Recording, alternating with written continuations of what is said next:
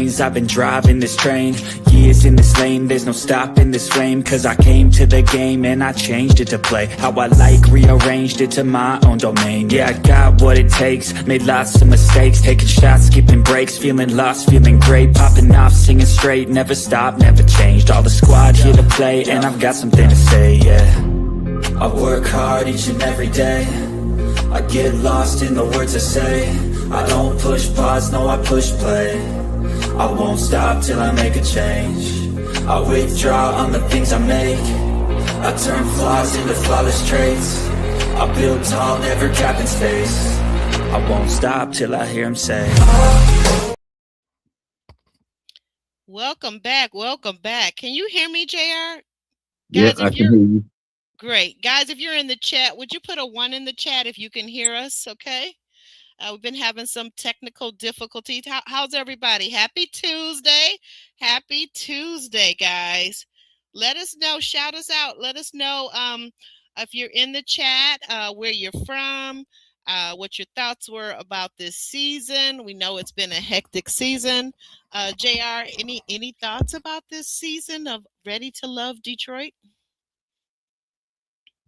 My overall thoughts, it was a good season. I enjoyed it right up until the second part of the reunion where all the chaos happened. So when those moments with Nicole and a few flare-ups, the Dominique dressing down of Bello, a few things took place that kind of shocked me because I was expecting there to be a lot more harmony, but you know how it goes. Every season there's some confrontations and people want to get their lick back and things like that. So what did you think? Yeah, I thought it was a good season. I thought that the cast of Detroit represented the city well. It was very varied and diverse. The professional occupations, the creative occupations. I thought that the ladies was simply stunning and beautiful. And that the men, they were fairly attractive, and our guest tonight obviously was one that was well sought after, Bello, right? Mm-hmm. And Yeah. And I had a wonderful birthday. Everybody else was celebrating Valentine's Day. I got to celebrate my birthday with my favorite son. He's like, as he likes to say, my only son. And I said, well, that's not the point, but you're still my favorite son. So we went out to dinner and had lots of good seafood, including crawfish, which I absolutely love, and shrimp and all that good stuff. All the seafood that is seafooding. And I just had a really good time. So you guys can wish me a happy birthday if you're out there in the audience, and if you'd like to subscribe to the channel, you'll need to be subscribed tonight to be able to chat with us. Our guest is coming in momentarily, and we will be getting started with that sit down chat, right, JR? Mm-hmm. Absolutely. We've been looking forward to having Mr. Bello on the show, and obviously we planned to do this a few days ago, but he was probably snowed under with a few things. So today he's made himself available, and hopefully we can get some tea and some good insights from Boss Bello. Yes, from Boss Bello. It's been a lot of interviewing going on. Have you been following any of the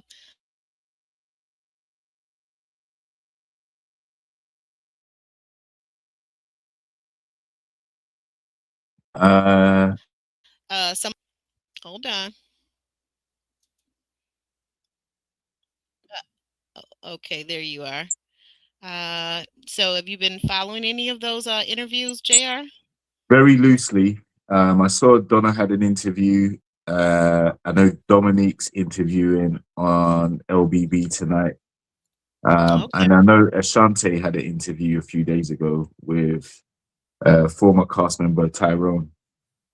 I did see that. I did see a portion of that, and that was cute. That was interesting. I wasn't sure if Tyrone was flirting or not. I mean, I wasn't sure, but she's a beautiful young lady. She's a beautiful woman, right?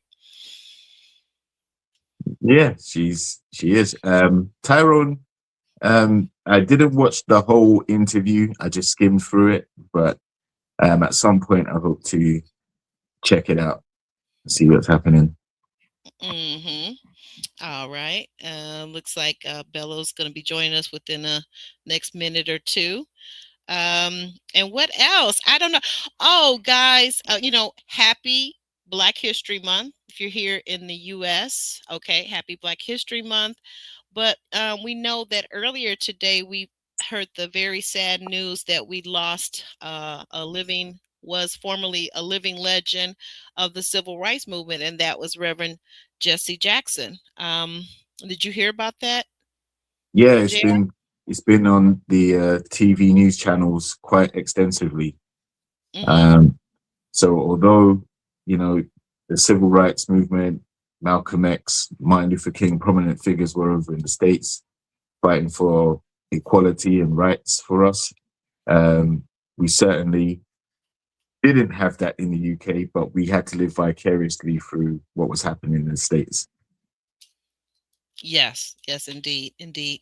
Looks like Bello's ready. We'll go ahead and bring him up with no further ado. Well, hello there, Mr. Bello. You are How you looking guys doing? fantabulous. We're good. I'm great. How you doing, Bello? All good? I'm good. I'm good. I'm so sorry. I just came from a construction site, and I was running behind. I was trying to rush to get here, and I actually got some construction going on at my house. So you might be hearing banging and some noise, but I had to hide in a corner in my house that is not too loud. Oh wow! At 8 p.m. Oh my goodness! Yeah. You're working night shift. Yeah. You know what it is? Sometimes when you have sometimes the good guys you can't get them full time. So I got one of my guys, and he's working after hours. So he starts his shift at 5 and he finishes at like 10 or 11. So Okay. he gets 5 hours out of him. So he's working away right now at my house. All right. Cool. I assume, obviously, with what you do for a living, man, you must encounter tradesmen all the time. So you probably got tons of people on your books when you need repairs done in any of the properties that you're building. Absolutely. It's easier to find trades to build an entire house than to do a renovation, because renovation is like, it's a small job, might keep them busy for like 2-3 weeks, right? And guys don't want to come off of jobs to do something for 2-3 weeks. But if you tell them, hey, you're going to be busy for the next 6 months, 3 months, then it's easier to get people on site. So okay, it's kind of different here. Tradesmen, listen, they go where the money is. So they'll probably start a project, and then as soon as another job comes up, they'll stop doing what they're doing there. They'll go and start a new job, keep that money flowing, then come back, finish off that one, and go back. So, they don't turn down contracts because there's so many people that can undercut and offer different prices. So you try to retain the customer by keeping one job open while you start another one. You know what? It's funny you say that. Part of the reason I was a little bit late is because I was doing a renovation job, and one of my plumbers, he told, like, when people are just talking, right? Just too much. He was talking to my client, and this guy, I didn't like. He was getting too friendly with the client. I didn't like the things he was saying.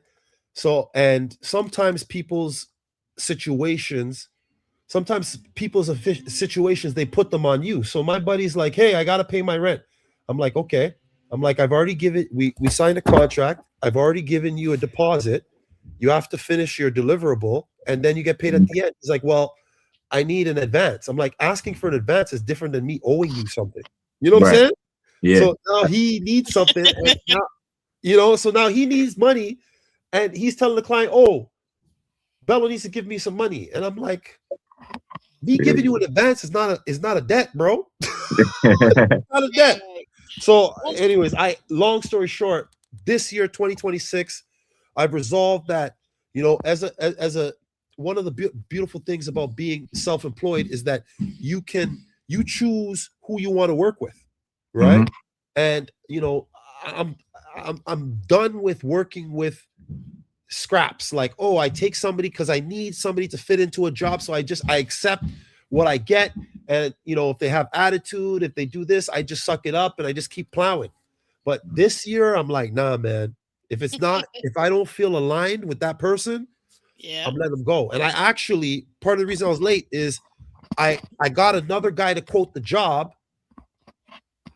Like, the guy left site. I called another guy came to quote the job. I gave him that job. And I called the other guy and I'm like, hey, buddy, what's outstanding?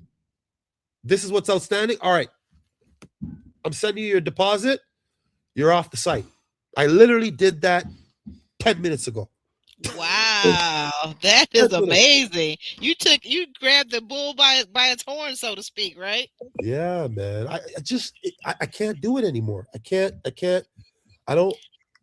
How did you come? I guess I want to kind of go back because I'm enjoying this discussion, but I want to go back. How did you kind of end up being in this industry, Bello? Could you kind of go back and tell our viewers so that we could kind of follow maybe some of your path to this field that you're in? You know what? It's actually interesting. So it's a long. I'm gonna give you a really condensed version. Okay. I'm gonna try and give you a condensed version. University. In university, I was vice president of finance for the University of Windsor Student Alliance. I knew I played football, I played rugby, I was on sports teams. I knew a lot of people. Long story short, I was dating a girl. My house burned down, and I had nowhere to stay, so I ended up living with my girlfriend, my then girlfriend, and me and her had I didn't have a car. It was my second or third year of university, and she lived far away from campus, and me and her got into an argument. And when I'm not saying every lady's like this, but with her, anytime we got into an argument, it's like, yo, you're out. And my house burnt down, so I had nowhere to stay. So I opened up the first dental office on campus. I helped a dentist to get into, because I was in charge of I was the vice president of finance for the Student Alliance. So I ran the student center. So I found a dentist, and this dentist, he's like, oh my God, what happened? We're friends. And he said to me, hey, I have a property. If you want to manage this property, I'll give you free rent. So I managed 5 bedrooms. I live for free. Then he's like, hey, I own the property next door. It's 8 bedrooms. Can you fill it? I built 13 bedrooms in 2 weeks in the summer. So he's like, oh man, suddenly I don't even know how it happened, but fast forward, I was collecting 30 grand a month in rent. I was collecting rent and I was putting it in my freaking printer and I put it in my closet until the guy, and he's like, Bello, you can't give me cash no more. You need to register a company and give me checks, because my accountant's like, what the hell is this? Right.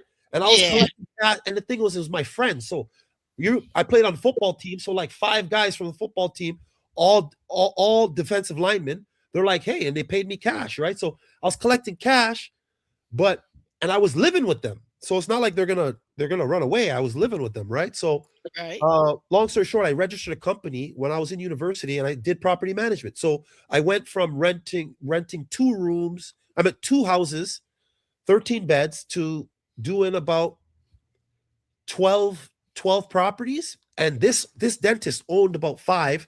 Then he introduced me to another doctor. I managed their stuff, and I got into property management. Fast forward, I ended up managing. I built my property management company to about 2,000 units, and I was doing property management. Then I ended up seeing. I was when you're doing property management, anytime there's a turnover of a property, you end up having a realtor selling it, right? Like, realtor sells the property. So I was looking, and I'm only making, as a property manager, I'm only making like 8 to 10%.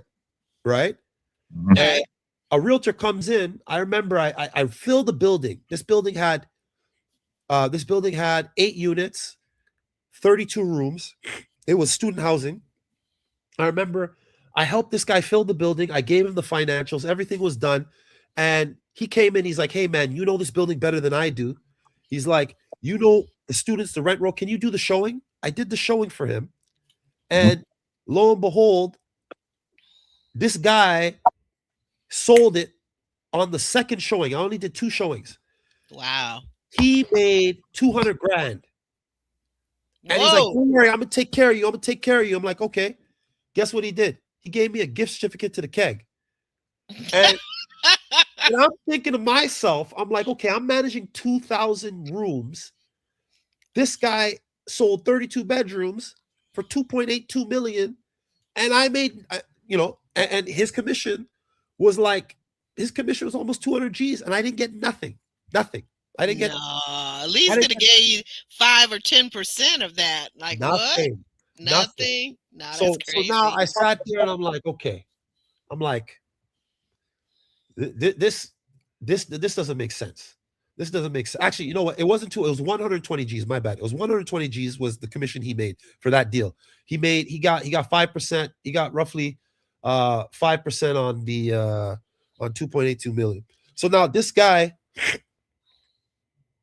So now that was where I said, I got to get my real estate license. So I got my real estate license and I transitioned from doing property management to commercial real estate sales. I went straight from property management to commercial real estate sales. So I was selling multifamilies, plazas, medical offices. That was my jam because I was managing those properties. So I tapped into my network. And a couple awards later, top real estate sales, 800 agents, #1. My first year, second year, #1, top 3, #1 in commercial. You Google me, you'll see it. Anyway, so that's how I got into real estate. Okay, you know what's interesting? I had an interview with a company that does pretty much the same thing yesterday. So property management is what I'm really going into next. So I'm in talks about doing that at some point very soon. So I do property inspections and things like that as one of my trades. But property management to me, have a little portfolio and make sure everyone's checking in, checking out, deal with the maintenance issues, things like that. But I'm trying to get paid. I'm not going to let nobody make me do work and I'm not getting paid for it. Absolutely not. Yeah, man. You know what? I got burned. Well, I won't say I got burned because I wasn't licensed at the time, but I would say it happened about 2 or 3 times where agents came in. I did all the work, rented the building, found all the tenants, did the rent roll, provided the financials, did the walkthroughs, and they're making 100, 150, 200 grand, and I'm just a bystander. I'm just observing, and I'm like, you know what? I can't have this happen no more. Honestly, if you're thinking about doing property management, I would compel you to consider getting into commercial real estate, because if you're on the inspection side, you understand the deficiencies of the property. You're able to talk about the value of the property. You're able to you already know the rents, right? Because it's not difficult to figure out what the market rents are for a property. So once you know the market rent for a property, you know what the value of the property is, you know where the shortcomings and the ups and downs of the property, you can market it. And once you start marketing it, what you make on a real estate sale as compared to what you make on a property management, just to give you a context, when I did property management, I'd make 8 to 10%. And I'd have to manage the property the whole year. Okay? Yeah. Now you do the math. A realtor rents a property. They get 1 month's rent. What's 1 out of 12 months? It's the same 8 to 10%. So a realtor will go show the property for 2 weeks and they'll make the same amount of money you make managing the entire year. That's true. So if you're thinking, right? So if you're thinking about bang for your time. Okay. Now what Can I jump in? I'm sorry. Can I jump in? Yeah, Now, absolutely. was one of your real estate associates the person that gave you the information for Ready to Love? How did you find yourself uh drawn into the Ready to Love uh universe? It's actually interesting. I got I got onto I was recruited through Hinge. I was on Hinge. Ah, I was on Hinge, and I matched with this beautiful mixed light skinned girl from LA, and I was like, Lauren, you mix with you match with no, Lauren? no, no, no, no, no, no. It wasn't Lauren. It wasn't Lauren. Lauren's from Okay. the D. She's not from LA. But anyways, I connected with this light skinned girl from LA, and she was like, "Hey, you know what? Would you ever consider uh being on a reality TV show?" And I'm like, "Huh?" And she's like, she's like, It's a dating show. Like you would meet a lot of singles." I'm like, "Are you on the show?" And she's like, "No, I'm not on the show. I live in LA. It's gonna be in Detroit." And I was like, "Wow, Detroit's like, I'm here." And she's like, "Okay, well, give me your number and we'll take it from there." Fast forward, I gave her my number and I'm like, "All right, let's see what happens." Then I do an interview. I'm still skeptical. After I do an interview, then I have to do like what's that word? Now, when you say an interview, was that like on Zoom, or Yeah, did you they Zoom fly interview. in to meet you? Oh, it was like a Zoom interview. Zoom, Okay, Zoom, Zoom, Zoom. okay, got you. Yeah. So I did a Zoom interview, and then after I did a Zoom interview with one person, then I did a Zoom interview with another person. I had probably about 6 interviews, 5 or 6 interviews. Wow. And I Okay. had to do a personality assessment. What's Hmm. that? What's that like? Is that like something where you answer questions, how you would respond, or something like that? It was almost, I could say it was probably 5 to 600 questions, man. Five Oh, to 600.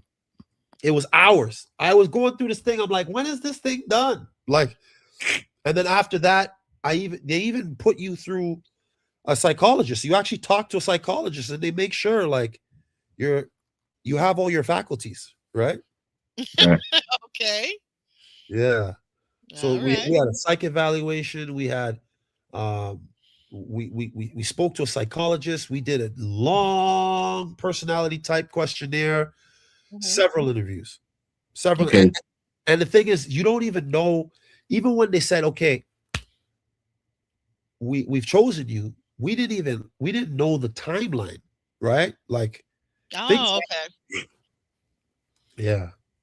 Did the psychologist give you any feedback before you went onto the show? You know what? He gave his number and he said, "Hey, if you want to go deeper," because they go surface level. They don't go very, very deep because, he's evaluating not only people who made it, but contestants, like people who are like, let's say, top 4, top 5 for each male, like so he might be there was 10 males, 10 females. He might have spoken to 50 females and 50 males and had Right. to do Ah, it I see what you're within saying. weeks, right? So Hmm. it's a compressed timeline.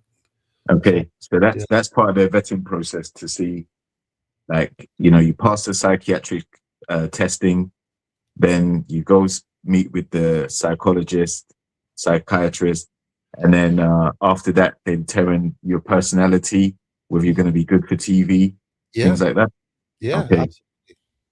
Did they give you any script to follow when, like, for the mixer or anything?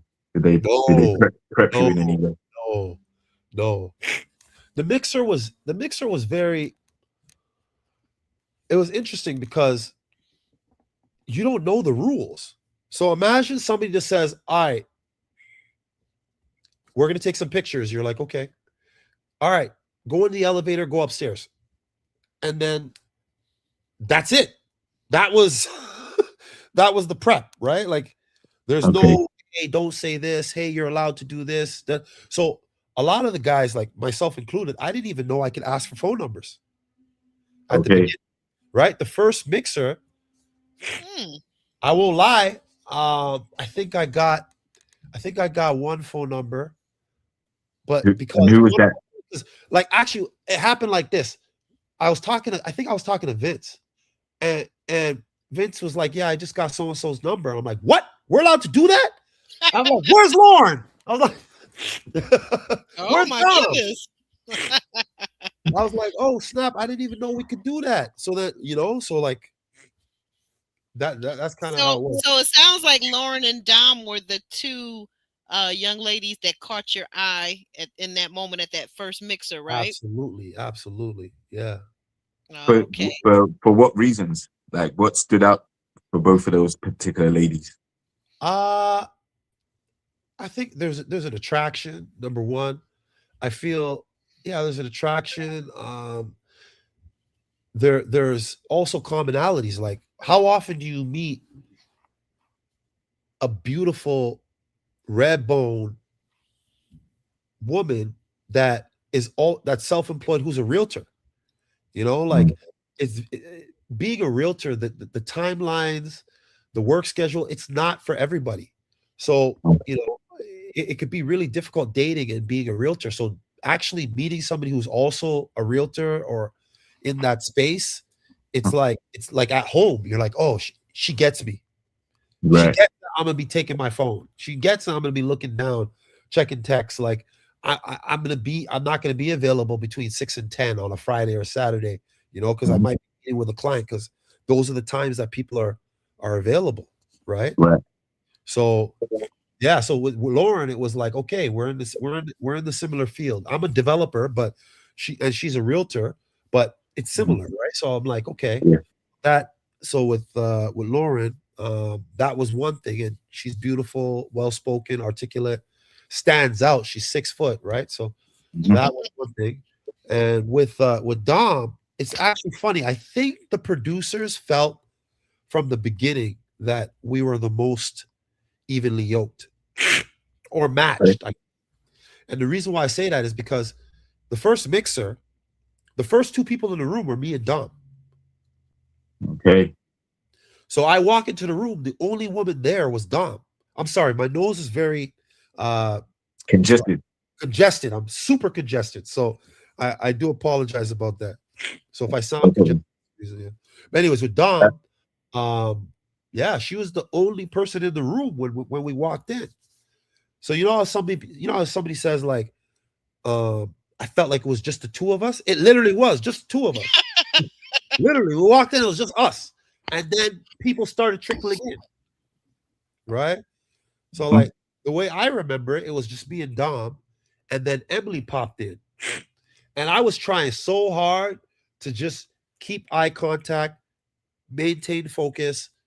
I didn't want to seem like I had wandering eyes. I wanted to just be dialed into the conversation. So as Emily came in, I don't know if she felt like I snubbed her or anything like that, but I was locked in on my conversation with Dom until we both agreed that we're gonna move go and mingle. and mingle with other people. Right. Yeah. Did you Uh, know? Did you know anybody prior to coming on the show? Like, had you crossed paths with any of the other castmates at all? Not one soul. Okay. Not one soul. No. I was Okay. surprised how many people had already met prior to the show. I was surprised. Okay. Who knew each other from what you can recollect? Darius knew Lauren. Mhm.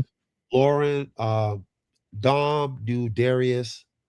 Um, what's called uh, Dom knew of Donna Oh, because yeah. So Dom knew of Donna. Who else knew each other? Um, I'm surprised Vince didn't know anybody, being a former Detroit police officer. yeah, that's wild. It's funny because that I didn't even come to know that Vince was a cop or a former officer until after the show was done.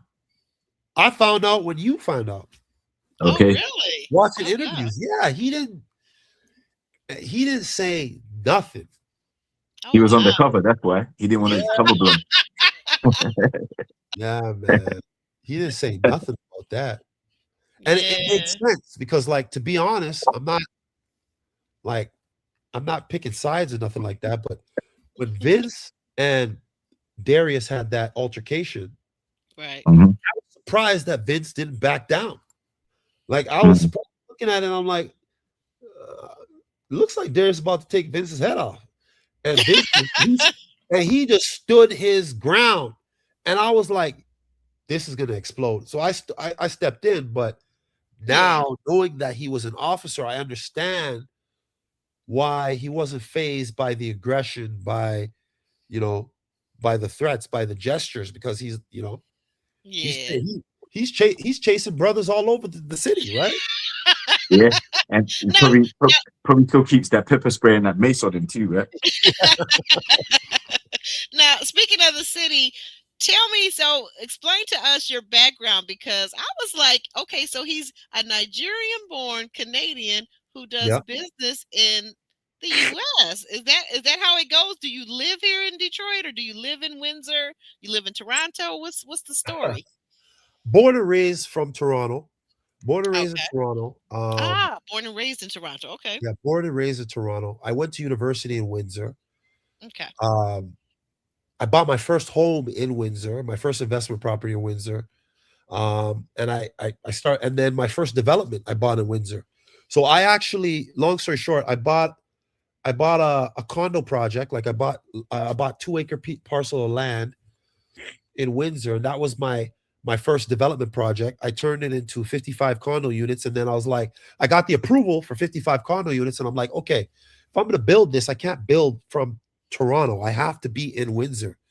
Like it was a $25 million project. So I'm like, I'm not making enough money to not make this my focus. So I literally moved to Windsor specifically to see through my project. And then I bought a project across the street. And then I bought my office in Windsor. And then I bought my house in Windsor. And then I bought, sounds crazy, but I bought a city block, 12 adjacent properties, all in Windsor. And I made it my investment hub, my home.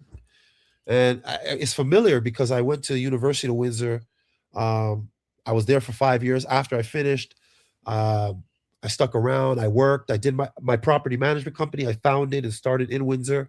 So like I have roots in Windsor since 05. Right. Right. So 20 years strong, back and forth. And my development I started in 2019. So I've been heavily invested in Windsor since like 2019. Yeah. So I had to, Detroit's pretty recent for you then. Yeah, Detroit's more recent. So for those who don't know, Detroit is only 10 minutes away from Windsor.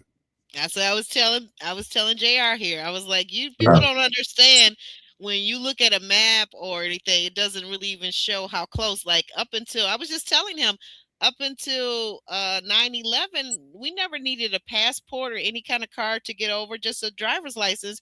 Cross Yeah, the bridge and you're in Windsor, like you said, 10 minutes. it's 10 minutes. So for me, I transitioned from property management to real estate because I saw a bigger opportunity. I left Toronto to move to Windsor because I couldn't afford to invest in Toronto. Like when I bought my first, when I bought, like I invested in Toronto. My first condo I bought in Toronto, I bought it for like my first two condos I bought for 325,000. Okay. I flipped them for 550. And I took my cash from that, and that's how I bought my land in Windsor. I bought my 2 acres in Windsor. It's impossible to buy at the time in 2019. You couldn't buy an acre in Toronto for under $5 million. Wow. I believe it. An acre. And I bought my 2 acres in Windsor for 650. And then I flipped that. So I actually subdivided it. I sold 4 lots for 380, got my money out. And then I sold another 2 lots for 330, pulled out the entire investment. And then my last 1.6 acres, I was able to get all the approvals, blah, blah, blah. And I sold that property for 2.5 mil last year. And I bought the whole thing. So I pulled out of that Windsor property I bought it for 655, pulled out 380, pulled out another 330, right? So now we're at like we're at 710, and then I pulled out 2.5. So I pulled out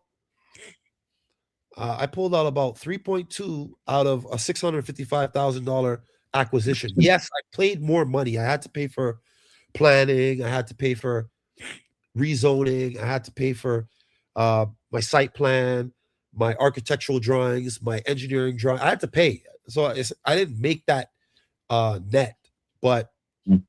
it was a good investment. Right. Right. And I was able to leverage that and buy across the street. And I bought a 7 acres across the street for $3 million. And I was able to bring that value up to 12. So Mm. I did. So how can I ask you a question? I'm going to skip ahead a little because I want to bring it back to Ready to Love.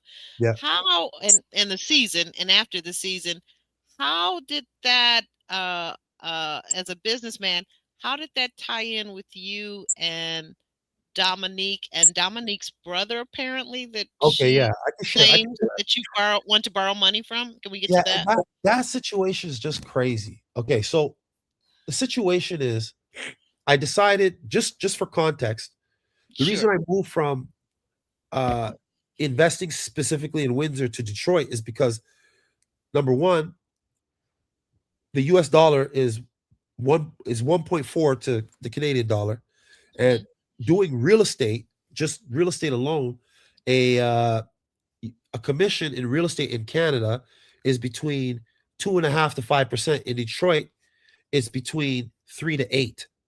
So commission values higher, dollar values higher, everything. So that's why I ended up transitioning to Detroit, because it's only 10 minutes away, but the population of Detroit is 10 times Windsor, and the actual potential of investment is double.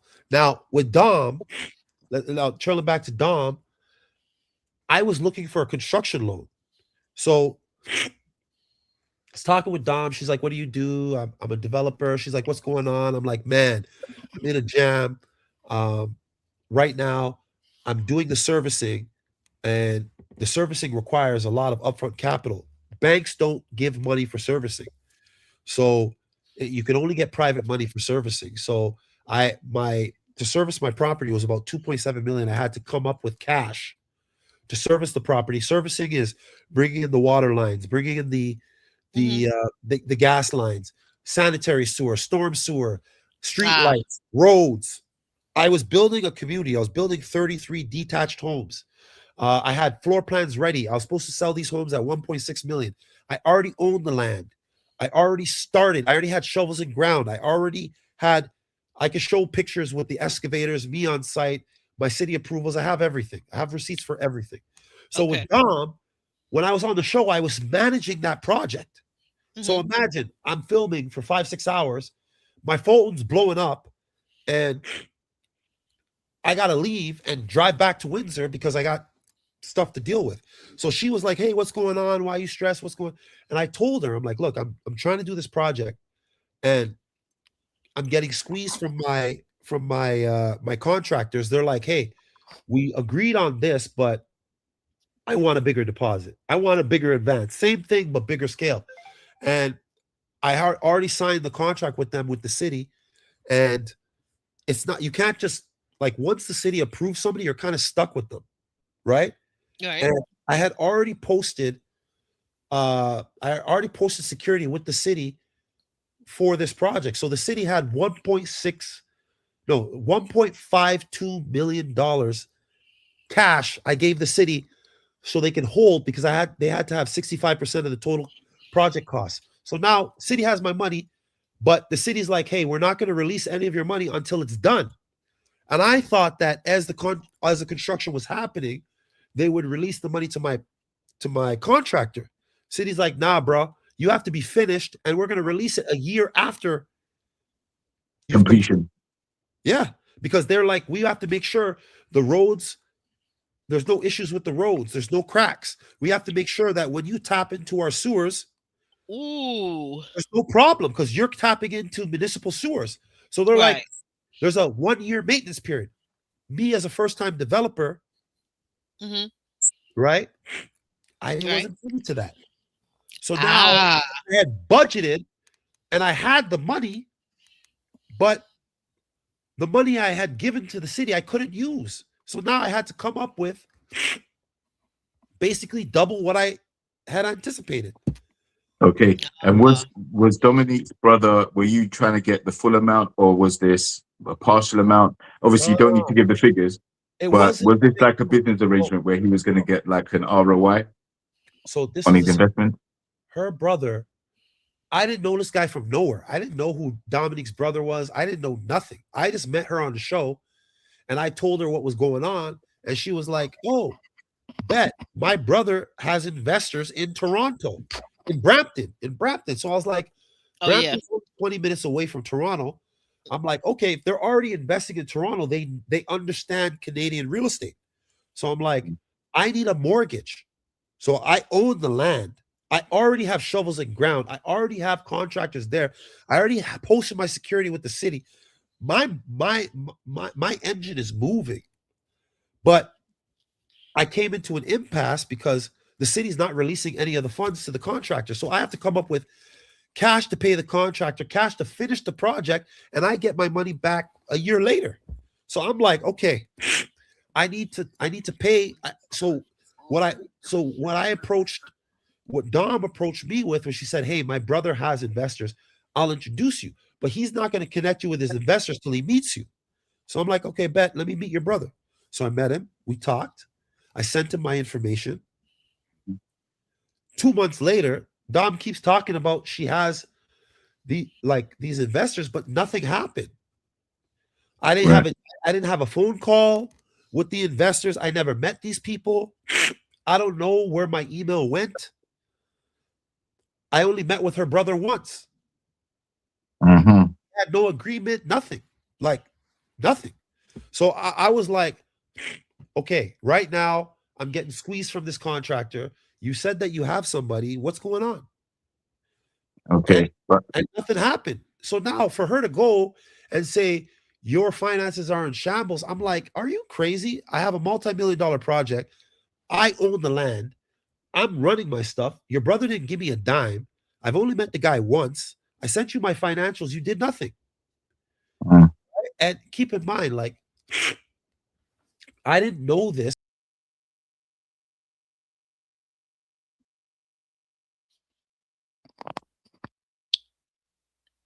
Bello? where'd he go? Yeah, I don't know. Maybe he lost internet Connection. connection. Yeah, we'll let him come back up. I'll Yeah. No, I was gonna actually ask mhm. him a question actually check about that. your check your stay tuned. You be nice now. Check your JR2, check your IG real quick too when you get a chance, please. My IG. Yeah, yeah, yeah. Mm. Mhm. I might lose everything if I do that. Oh, gotcha. Okay. All right. Uh, Let's see if um, he's coming back up. Don't worry about it then. Don't worry about it. I forgot about that. Okay, I think he's dropped out and he's gonna pop back in. Stay okay. tuned. You are a mess. I thought about you. I gotta tell you this quick story about Stay Tuned. So what was I watching? And they said he must have liked her tickle. What was it? What do you always say? Stay tuned. The old pickle tickle. I thought about Mhm. you. Just wanted to pass that along. That is too hilarious. Um, so he'll be back shortly, guys. Just hang out with us for a minute. Well, we're getting a lot of background information about the business portion of yeah, pickle tickle, right? The business portion. Um, you guys ready for us to get into the RTL portion a little bit more? Okay, Yeah, there you well, the thing is, all these questions do lead to RTL. So what we're go. doing is we're getting a background because Dominique alleged some financial improprieties. So what we're Oh, finding out is about how here his business works and the whole he's back. liquid cash JR, he's versus back. asset type thing. Yeah, you can JR, bring him up, bring him up. okay, But all right. yeah, so we're getting there. The roads all lead to RTL. Yeah, yeah, yeah. Okay, You know, it's a school night though, JR. Just so you remember. Listen, I'm ready. I All ain't right, got you time. go. Go for it. Go for it. Go for it. Yeah. You got. So hey, Bello. Yeah. Yes, Now that sir. you're back, bro. Yes, sir. Uh, like you just cut out. I'm still here. Okay. So yeah. No, that's the reason why I asked the question because you mentioned like 2.7 mil, and you hadn't met Dominique's brother, so you know he was gonna blindly give you 2.7 mil. Was there a No, contract no. involved? I was never supposed to get money from her brother. Right. Ah, It was her brother had investors who were already investing in Brampton. So he Hmm. was supposed to introduce me to these investors. yeah. But, Right. Oh, but before he can vouch for me, he wanted to meet me and get to know what I was about. So Hmm. her brother was just supposed to be a referral. He was supposed to be somebody who introduced me to an investor. And the investor, the thing that's so crazy, and the reason why I feel betrayed with the whole Dominique situation is this is pillow talk. You know what I'm saying? Like if I throughout the show, I don't go around touting I'm this, I'm that. I don't talk about my money. I didn't talk about anything because I didn't want my interactions to be based on money or what I have. I right. just came as I am. So Hmm. with Dom and that situation with her brother, it's crazy that she even brings it up because nothing came of it. And I was never supposed to get money from her brother. He was supposed to introduce me to somebody. And Right. it's not like a loan, like a traditional loan where, hey, I need 50 grand. Let me buy this car. I'm developing 33 detached homes and I need a construction loan, Right. mortgage, Okay. literally So a he construction loan towards building this subdivision and the homes. okay. And So he was meant to just put you in contact with someone who could help you get the development done, but that's he it. was to have no specific like involvement as an investor to get a return on anything. Yeah. Okay. Cool. And just for context, I was paying 20% return on investment. I was paying 20% return on investment for the lender. I know anybody who's in the financial space is like, wow, that's high. But when you think about it, the typical private mortgage is between 10 and 14%, right? Then when you pay broker fee is 2 to 3%. Then you pay lender fee 2 to 3%. So if you add up 3 plus 3 plus 14, which is on the high end, I'm already at 20. And Mm. if I'm on the low end, if I'm on the 10, 2, and 2, I'm at 14. Right. But for me, I was paying $67,000 a month mortgage on Hmm. the project. Right. Every month I was bleeding. And I only had so much money saved to keep the project going. So for me, the way I looked at it is if I'm paying 14 or if I'm paying 20%, this loan is just to pay out my existing loan and to get the construction because in construction, Hmm. you you need to finish. You don't want to be doing construction in the winter. You Right. want spring, summer. So I didn't want to. And the thing is, if I found an investor at the time I needed the investor, I would be able to continue. So that 4 or 6% that I would lose out on, I would have made by saving 5 or 6 months in stagnation, right? So I was Right. like, giddy up. I'll pay the price to play, right? Okay. Because on the other side of the project was a fat check. So I'm like, I'll pay a premium to get this done, you know? Right. So obviously Dominique didn't understand the nature of your business and how the finances work. Because obviously your money, your liquid cash is tied up in various properties, developments, building things up and whatnot, which makes you wealthy on paper because you've got so many assets. But in terms of the liquid cash and maybe her lifestyle, you know, she's obviously thinking, wow, You, this you guy's know, got multiple properties. He's rich, liquid yeah, cash rich.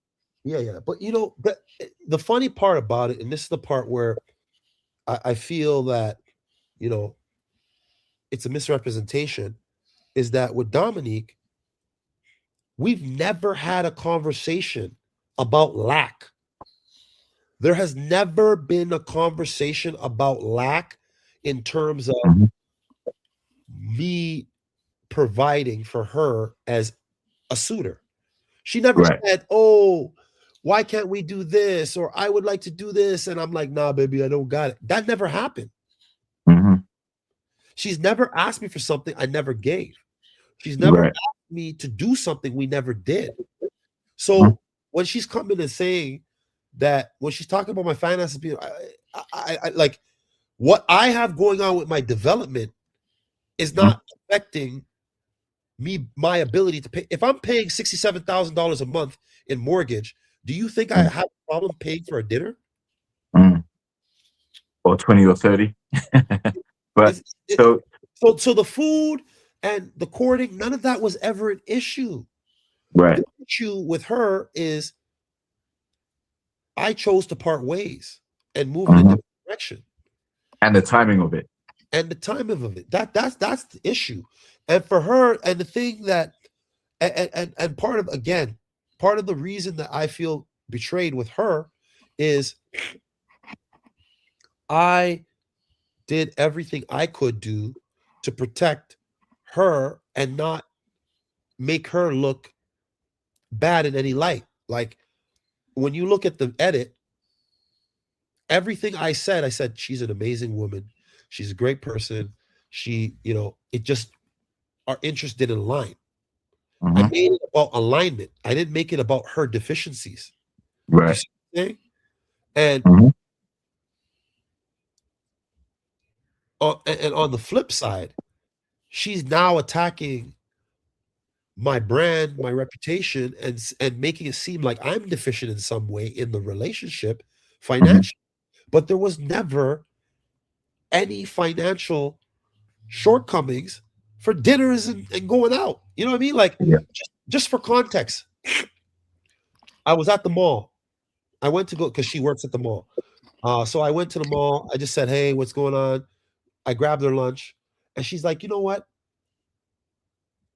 We're going to the cabin." And she's like, "Yo," she's like, I need some tights. I don't have."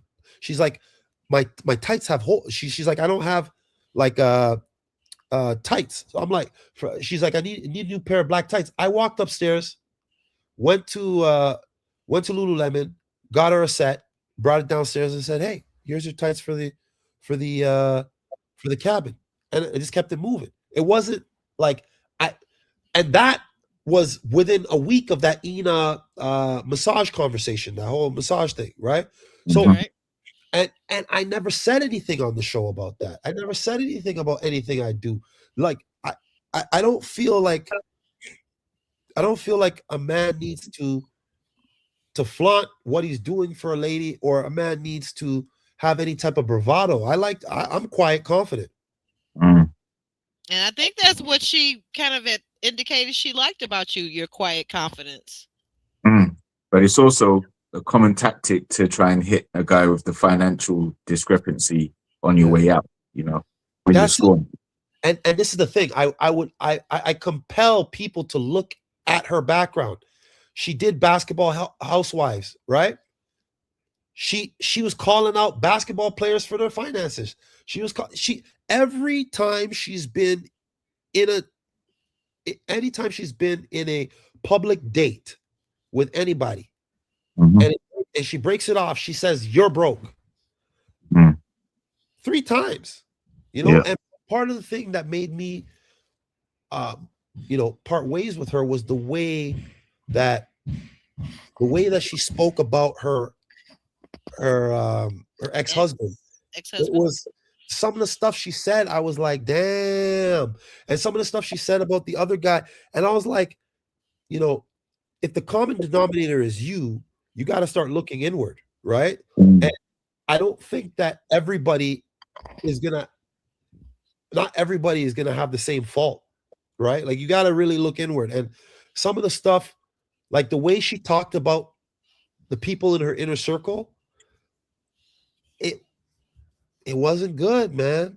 It wasn't Right. good.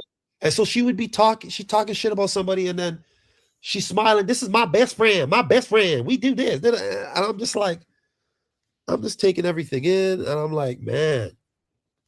And going back to the whole let's about the investment thing, it's like if you want a guy, it couples goals, right? Like if you're a couple, Mm-hmm. if I'm winning, we're winning. If you're winning, we're winning. You know what I mean? So like Mhm. if if you really are into somebody and you have resources to propel that person, Mhm. why would you like it's not even a question. Like if I am if I'm dating somebody and that's my person and they have a need that I can fulfill is within my means, I'm going to do it, right? And if it's a referral, hey, I know a person. It doesn't take anything from you to refer.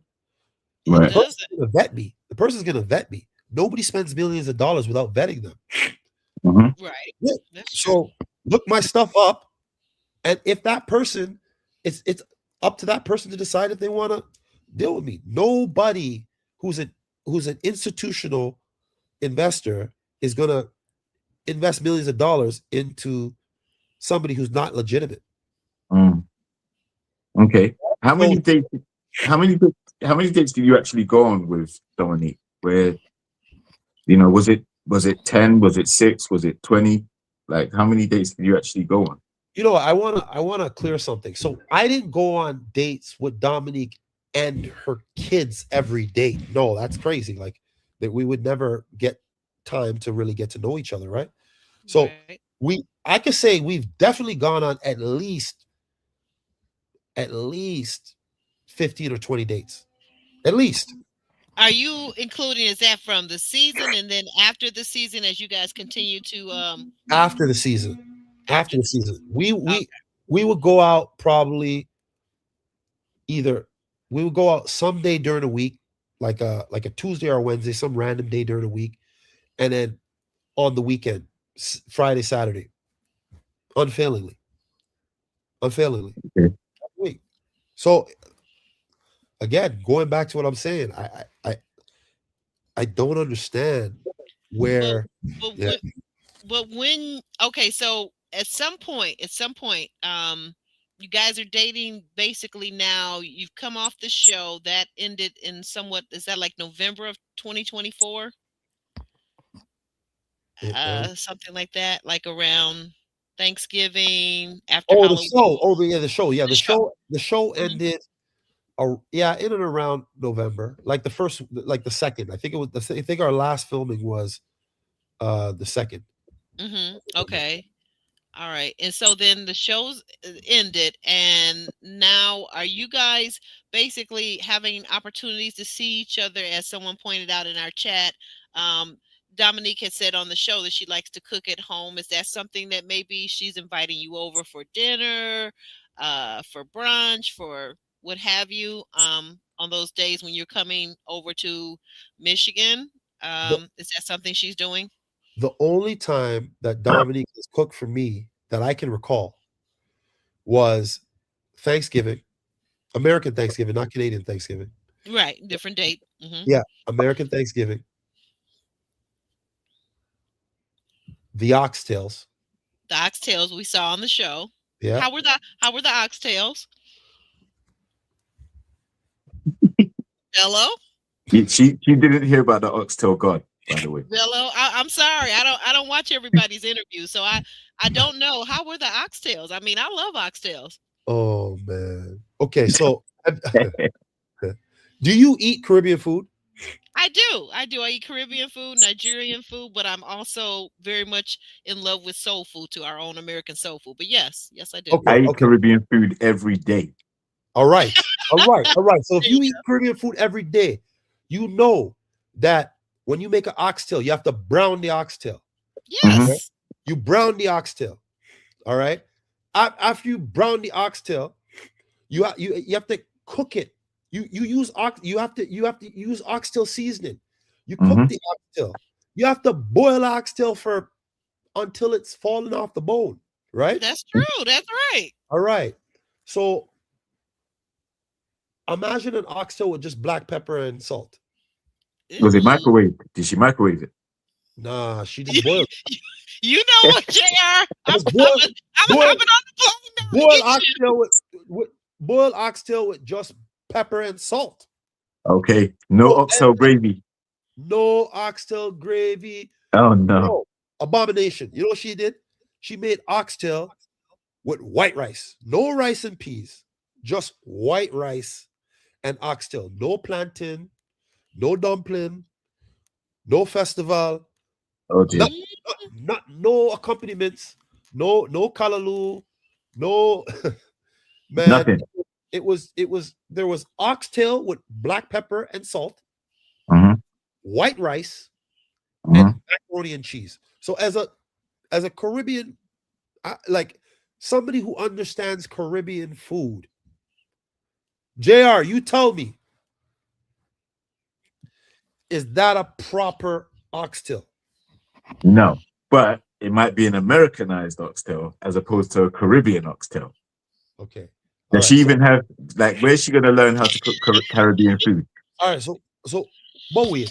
Okay. So, all right. So, you tell me, is that a good Caribbean No, oxtail? no, Okay, there's no seasoning in there. It doesn't sound like it was seasoning at all. No seasoning, and it wasn't. And I don't know, man. But I'm not throwing jabs. I'm just talking about oxtail because I love oxtail. I love oxtail. I grew up in Toronto, and Toronto has a huge undertone of Caribbean. Everybody, white people, brown people, yellow people, everybody in Toronto has an undertone of Jamaican Caribbean vibe. Everybody can embody a little patois, you know? So me being and growing up in Toronto as a black man, I understand Caribbean food. I understand Caribbean culture. And that being said, you can find you can find a Caribbean, or you can find a Caribbean or like a Trinidadian restaurant within a couple city blocks. Anywhere you are in the core of Toronto, or anywhere you are in Toronto, you find a Caribbean place. So, anyways, long story short, it wasn't to the standard I'm used to, but it was an A for effort. Somebody who never made oxtail before, doesn't know the proper way of making it, is American, and is just trying to do something as a good gesture for me. I appreciate it. Yep. I welcome it. I didn't want to discourage her. I didn't say anything bad about it. I just, Yeah, well, obviously, sometimes it's the thought that counts. And the fact that she knew it was your favorite meal and she prepared it for you, that's a gesture in itself, right? That shows that she holds you in high regard. And that's where the credit is given, right? It's for the effort, for sure. Okay. How did you, so when you were at her house and she served you the oxtails, how did you feel knowing that she prepared your favorite meal, but nobody else's? Like everybody else just got whatever was on. I appreciate it because that stood out. Because if you think about it, I didn't know that Chris was going to be there. I didn't know that Devin was going to be there. So me showing up and there's two other dudes, and she made my plate and she served me first, that made me feel special. That made me feel like, okay, you know what? She's trying. She made a dish that, she made a dish that she knows that I love and I enjoy. And, she served me first, which shows, that's where her intention and her energy was going. So I appreciate that. Okay. Yeah. Okay, cool. Did you detect any jealousy while you were on the show? Like maybe when you were served the oxtails by Dominique, did Devon or any of the other guys feel any way about it? Oh, he said it. Devin said it. He's like, "Yo, I like sushi." She didn't ask me about no sushi, right? Like, but it's funny because one of the things that me and Dom resolved to do, and I think this is why um, we were so locked in, is that we said, "Look, man, the process is the process. We're all Mhm. in this um, experience, but we're not going to allow our interactions with other people to affect our process." So I'm like, "Look, I told her when I'm on dates with people. She told me when she was on dates with people, but we Mhm. didn't get into that. We focused our conversations and everything on our interaction. So Right. I didn't really know that. I didn't know how much Devon was feeling her or his expectations of her and all of that because it wasn't relevant to Mhm. our interaction. It was just, yo, let me just focus and lock in on you, and let's focus on our relationship and build. Mhm. Because the moment that you start allowing other interactions to muddy the waters, now it's not clear anymore. Mm. But you must have heard, like, in the men's lounge every week when when the ladies are being discussed and the top Yeah. connections. How did that make you feel, knowing that you had Devon picking Dominique as his top connection as well? um I wasn't bothered by it because Dom told me, she's like, I ain't feeling him like that. Right. He's cool, but I ain't feeling him like that. And she's straightforward on a number of things. Yeah. Okay. There did come a time where Dominique started to cut guys off for you, and she was doing that quite early. Um, so it was like she got to a point where she realized you were the one. Why did it take you so long to realize that Dominique was your best connection? What was keeping you from choosing, say, Ashante or Lauren, but still uh having hanging around? to be honest, I feel like with Dom, we met onset and offset. Mhm. Right? We met onset and offset. We talked onset and offset as well. So it's very difficult for people to play catch up when I'm clocking in 15, 20 hours in a week with Dom and they're only clocking in 2 hours on a date with me. You know what I'm Right. saying? So Mhm. our intensity was further beyond everybody else. And like with and and one of the things is I was genuinely open to possibilities, right? So I'm like, okay, I like Dom. I know that I have a good relationship with Dom. I know that this feels right, but Mhm. let me not just put my blinders on. Again, I'm a um I'm a serial monogamist. So when I'm in a relationship, I'm in that relationship. I'm focused on that relationship. That's what I'm focused on. So I have a tendency to not veer off. So when I was talking with Dom, I'm like, okay, in this process, I need to be open to other possibilities. So yeah, I'm locked in with Dom, but Ashanti has a lot of commonalities with me. Um, Lauren has a lot of commonalities with me. There's an attraction here. Let me see where this goes. Let me see where this goes, and let me try and be open, right? Mhm. Mhm. Okay. And when did you tell Dom about your young child that you had, the previous child you had? Did you break that to her early, or did that come like middle or late in the process for you? I came early, man. Again, uh, with Lauren. I broke that to Lauren first. So she was the first person to know about it, and then she shared it with all the women. So Okay. so Dom was reactive. She's like, "Yo, Lauren told me this. What's the deal?" Right? And I want to actually clear the air with that. A lot of people, I feel like I've been getting a lot of flack um for my daughter, and one of the things that I want to set the record straight about is I met her mother in Miami, and we connected. We wore protection. We wore a condom. The condom broke. We did the morning after pill, and she still got pregnant.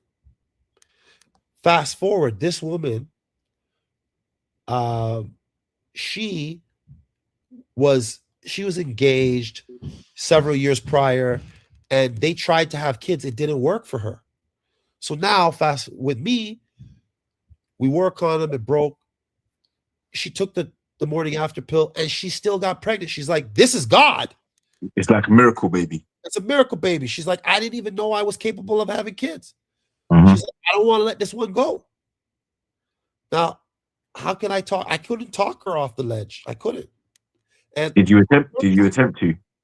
I did. I did. I did attempt to. And the thing is, 37 years old, who has a oops baby at 37? I've been intentional my entire life. Mm. This was a situation that I actually took the precautions, Mhm. and they failed. And even though those precautions failed, I now was met with a perspective where, hey, this is faith. You can't argue Mhm. with somebody when they feel that this is something a God sent, right? So I Mhm. just had to embrace I had to embrace the gift. Right. And is your relationship with your child mother good? Rocky? Like, how is Um, that? it's it's good. It's good, but it's difficult, like it's difficult because how do you know, my wife is like, yo, she has a baby for you. I ain't got a baby for you, Mm. you know? And when I talk to my wife about like planning and like being attentive in like having our child, she's like, look, man, this already happened. You have somebody who has a child. I want a child yesterday, right? And now Right. when I speak with, and the thing is, it's very difficult to navigate feelings because my uh my I hate saying baby mother, but the mother of my daughter is uh my daughter is just under 2 years old. The first year she couldn't speak, so I'm calling to check in. I'm flying out there, and my wife's like, "Yo, why are you flying out there to go talk to her? She can't even talk. She's not going to remember these times." Mm. And as a father, I'm like, "Look, I got to be there." Mhm. Right? So having those difficult conversations where I'm like, "Look, I'm going to have conversations with the mother of my daughter because I need to dial in. I need to talk to my daughter. We FaceTime and there's no conversation, just baby talk, but I still got to do that, right? Mhm. Right. And I have to and I have to stand for my daughter, and I have to be firm with my wife, and I have to also respect my wife and not, make the relationship more than just about my daughter. So Mhm. it's a It's a it's a slippery balancing slope. act, it sounds like. Yeah. It's a Balancing slippery act. slope. Say it again. Balance. Yeah, No, it's a difficult balance. So, do we have a good relationship? Yes, we have a good relationship. Do we talk? Yes. Are do we talk about anything that's not about my daughter? Rarely. Well, there's no need to. You're married now, oh, and yeah, your new wife is coming to your life. And how Yeah. did you meet your new wife? well,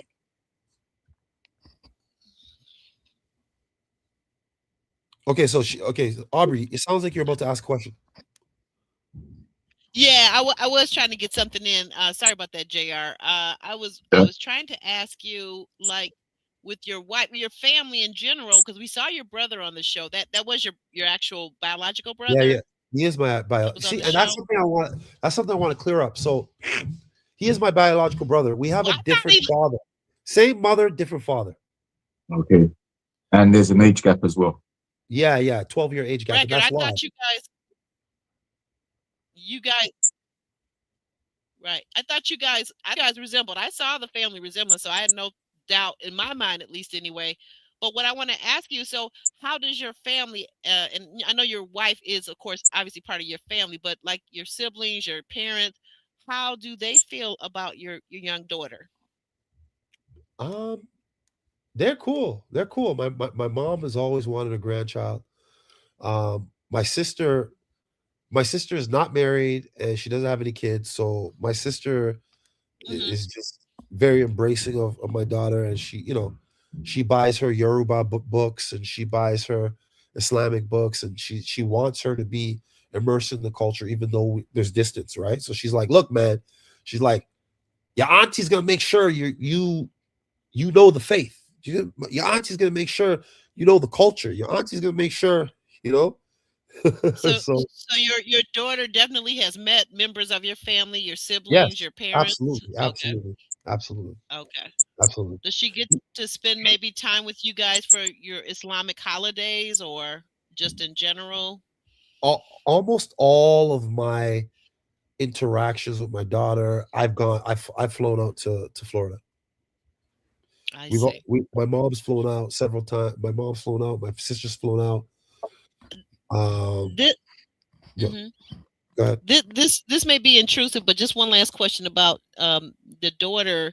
So when you and your wife prepare and you have, do you have children yet? You and your No, wife? not yet. No, not yet.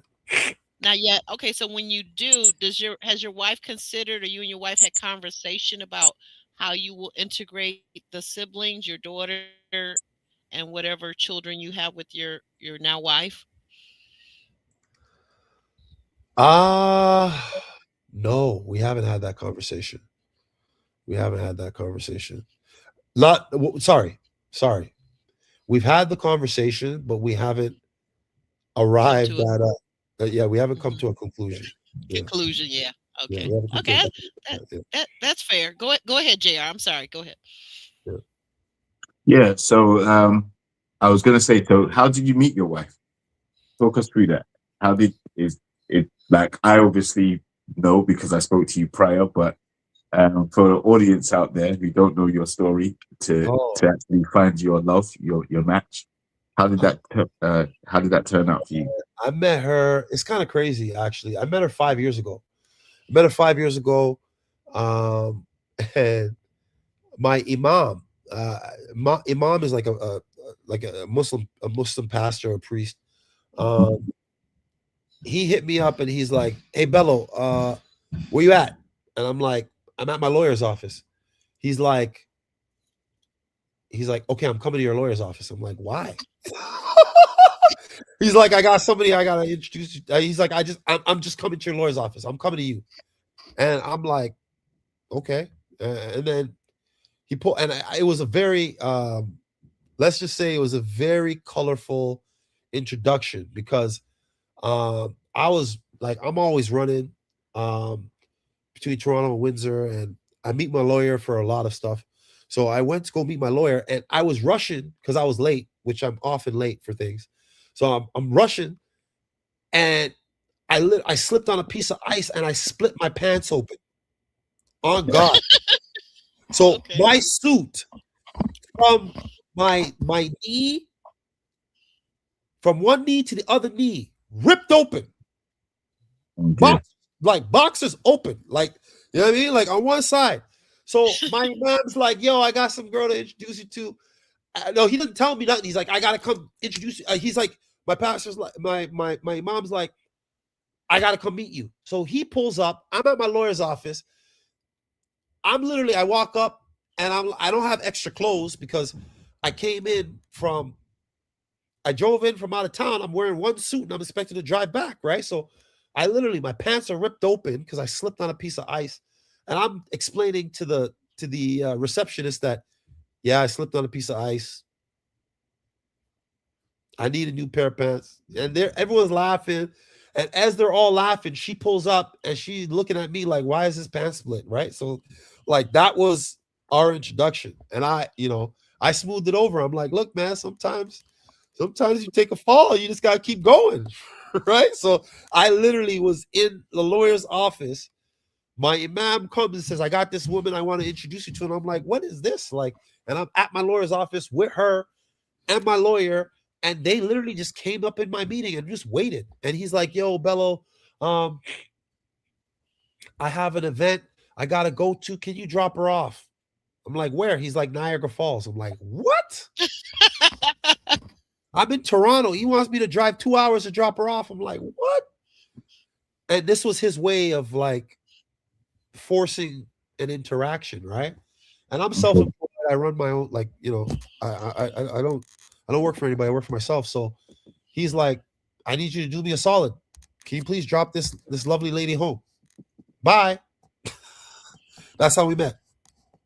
Okay. That's how we Five met. years ago.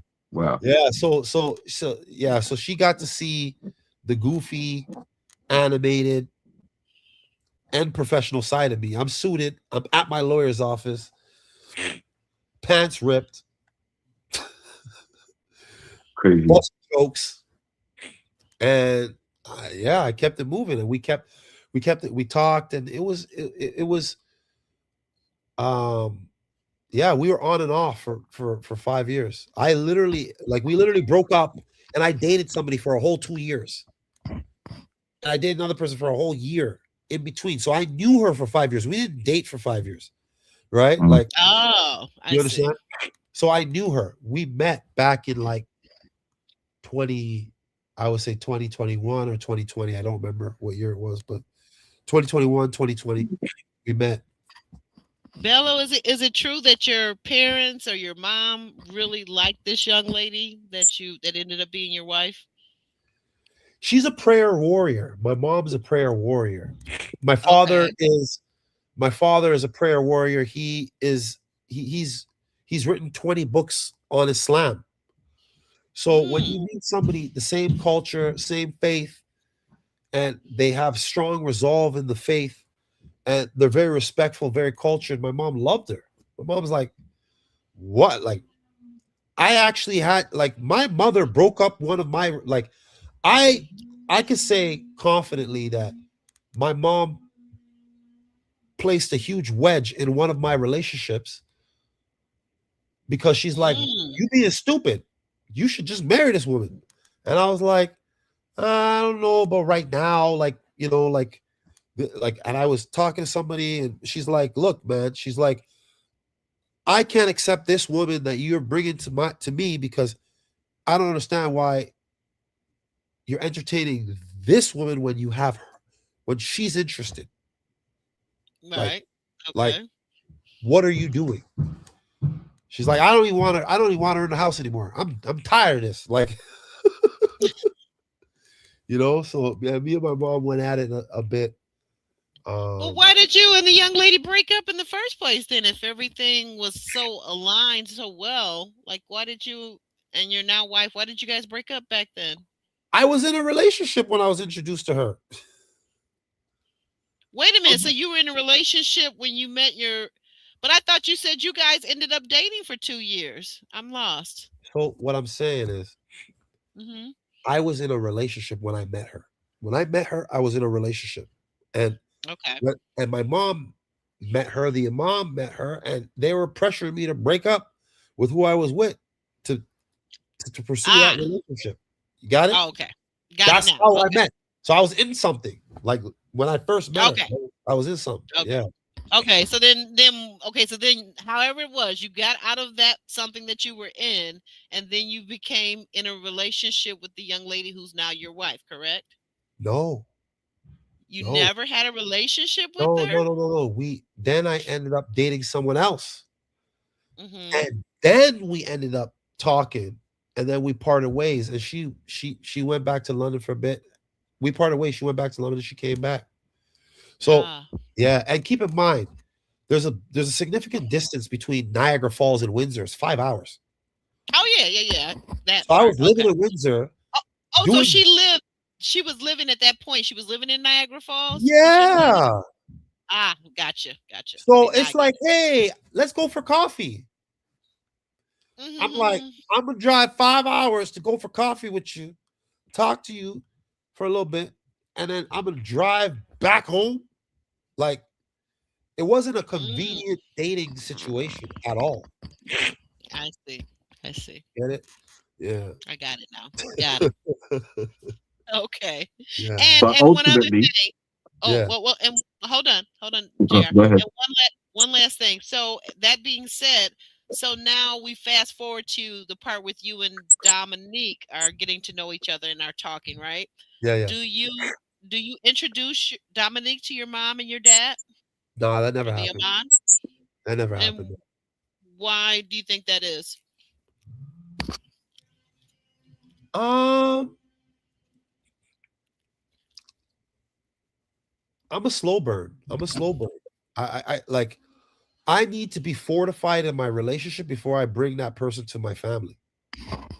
I'm not gonna meet you in 2 weeks and be like, hey, here's my mom. Like, no, like, because you gotta think about contextually when in Islam, when you bring somebody to your parents, Hmm. that's intending to engage the person or marry them. Okay, Do you know what I'm saying? I get it. I get it. Yeah. So it's like, and it's different. Like, respectfully, if I'm dating a Christian person and I introduce it to my mom doesn't look at it like, oh, this is a ceremonial nikah, y'all are getting married. No, because there's an understanding that the cultures are different and it's not like that. But if I knowingly am dating somebody of the same faith and I bring them to my mother and our families meet, that's Ah, we're intending to have to engage and marry. Do you know what I'm saying? So it's like I don't know how else to explain it than yes, that. So, that's the culture that you're. yeah. So you get a No, like no, I get it. in I get Patois, it. you get a blight if you're in a different if you're in a different religion and you introduce them to your parents, right? You catch up, you get a blight. But if if you're in the same religion, there's an expectation, right? Okay. Yeah. Ah, okay. So, what was the total dating time between you and Dominique then? How long did you date from start to finish? It was like less than 2 months, like maybe 2, 3 months altogether. Okay. Mm. And Like I met her. Okay, so just to give you context, I think the show started in October, end of September. I think the first show was like the 23rd of September, the first meet, and we completely like severed ties, like no communication, like done. Uh, just before Christmas, 2024. So if you do the math, like end of September to end of Christmas, it's like 3, 4 months. mm, September, October, November, December. Yeah, 4 months. okay. And at what point did your wife come back on the scene? Like And while you were dating Dom? keep in mind also when I was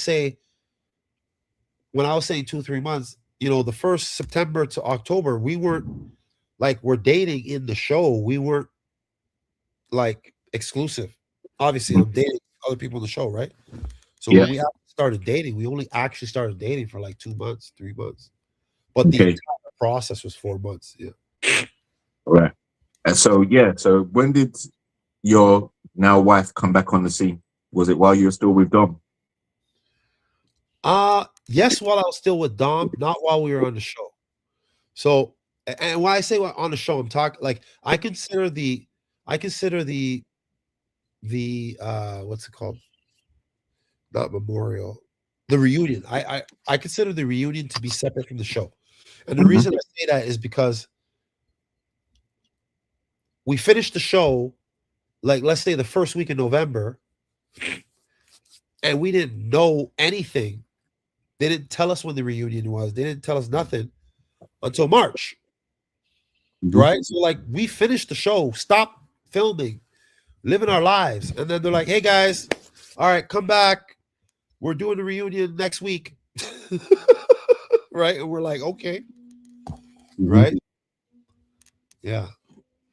Okay. Yeah, All and right.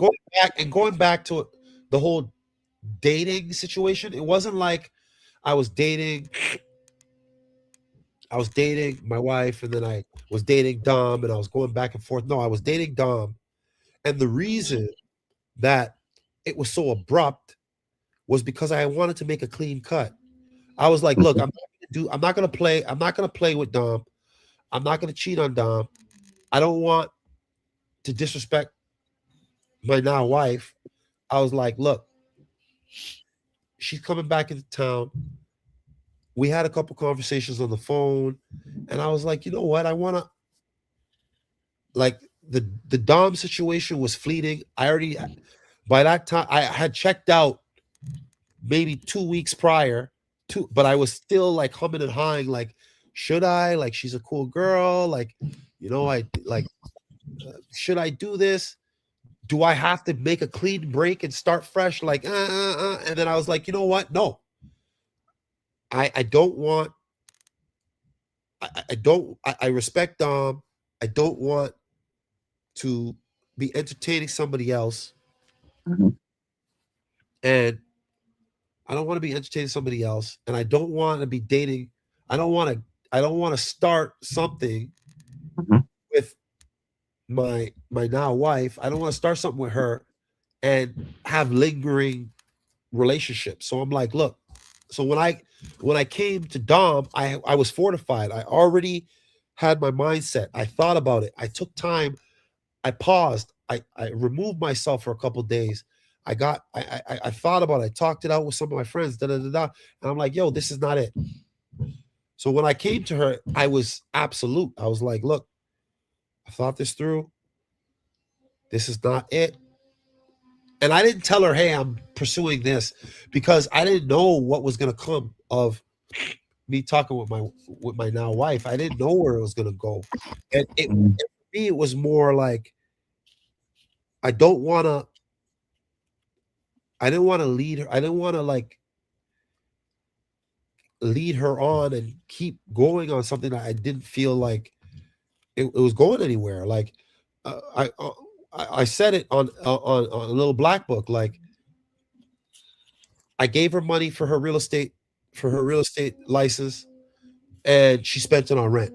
Right? She knew that I was struggling to find a lender, and she didn't take it seriously. She didn't make the connection. She just let it linger, and she used it as Mhm. a carrot.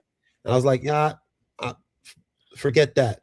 Then with like So you the things she said her about her not sister-in-law, but basically her brother's uh her brother's uh her brother's baby mama. The stuff she said about her, I was like, oh damn. Like, and then the stuff she said about certain people and the way she was moving, I'm like, you know what? This is not it. It's not it. so that was something with that sounds like Bello, that her talking about people in a negative way is something that impacted you. Did you ever speak to her about, No, about no, that trait or about that no, habit? no, Why no. not? Why not? It was, when something happens once, you're like, oh, okay, maybe that was that specific person. Then it happens again, and you're like, okay, It's that, actually the person's personality. yeah. And then it happens again, and then it happened again. And I'm like, man. And these are not like the stuff she was saying A lot of were, vitriol, maybe? pardon? A lot of vitriol in her voice or in her what she was saying about the person at the Very time? disparaging remarks type thing. Very disparaging remarks about people, man. Like if I told you just two things, you'd be like, oh my God. And I'm Mm. just thinking to myself, like, again, like I said, I'm a slow burn, right? So like I just met you, and the stuff she was telling me about her baby, about her ex-husband, and the stuff she was telling me about her brother's baby mom, and the stuff I was just like this is a lot. This is a lot, you know. And the thing is, I'm not gonna go and talk people's business and say stuff. No, Everything no, she no. said to me, I kept in confidence. But Right. yeah, So you must have known after seeing those incidents, you must have known that when you break up with her, it's going to be you that's in the firing line for that Yeah. type of treatment as well. Yes. Yes. And it's crazy because I thought that the way that I conduct myself, maybe she would mirror that. So I'm like, yo, I'm not going to put this on you. I'm not going to say anything negative about you. I'm not going to put you on blast. I'm just going to say, hey, it didn't work. Like, we don't need to defame each other. Right. You know? Right. But you know, the thing is, on this show, you know, and it's not a personal attack or anything that I'm about to say, but there Yeah. are times where some of the cast members will come off the show, and then in order to stay relevant or to create some type of buzz around their appearance, they will make allegations and stuff. Or Yeah. insinuate And things. I'm seeing that. And I'm seeing that. And Right. and I'm seeing that. And I don't like, let's be clear. Okay. Mhm. If she goes, Bello's broke, Bello's broke, Bello's broke, Bello's, how does that, like, I understand if you're trying to sell some tights and you're like, I have the best tights. These are like rip proof, this proof, and you're selling a product and it's propelling you somewhere, right? Mm. I ain't mad at it. If you're doing something that's going to propel you in a direction that's going to be beneficial to you, your family, and your goals and aspirations, do what you got to do, right? If I'm in the way of something that you're pursuing and you got to step over me, I ain't mad at it, right? I'm not mad at it because you don't have any loyalty to me. We wake up, you know, for me, if you tell me something in confidence, I'm gonna keep it 100. And I'm not out there trying to chop down anybody, right? But the thing Right. that boggles my mind is, it's like, what's the benefit? What do you gain Makes from? it feel good. Yeah, and that's the part. I don't think like that, and that is part of the reason that we're not Aligned. we're not aligned. Mhm. Like, Okay. think about it. I brought my ex on the show, and my ex is one of my best friends. And when I was going through all this stuff with Dom, she was like, yo, you want me to talk to her? Like, think about it. So, like, what type of character do you have to have when you can break up with an ex, still maintain a good relationship, and then that person stand for you on a TV show on national television, and then stand for you offline as well, right? Yeah, that's true. Good people attract good people, and good people retain good people, Mhm. right? Very true. I don't see the benefit. Like, I don't know. I don't see the benefit. So, Bella, was there ever a point in time while you were getting to know the other two ladies? I believe they were at your top, near your top, was Ashante and Lauren, perhaps?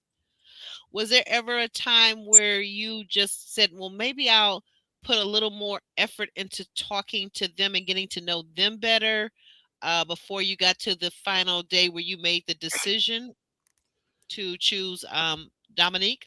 You know what? I'll tell you something that nobody knows, and this is actually really funny. But there was a time where Ina was one of my top connections. Um, Oh, and yeah, and it was around the Oxtail time, Mhm. okay. and it was crazy because one of the things is, like, um, one of the producers, she's like, she has, like, you know, like, she has like this, like, I don't know how to explain it, but, like, I feel really comfortable with her, and I just tell her everything. I'm just like, I don't care, right? Like, I just tell her everything.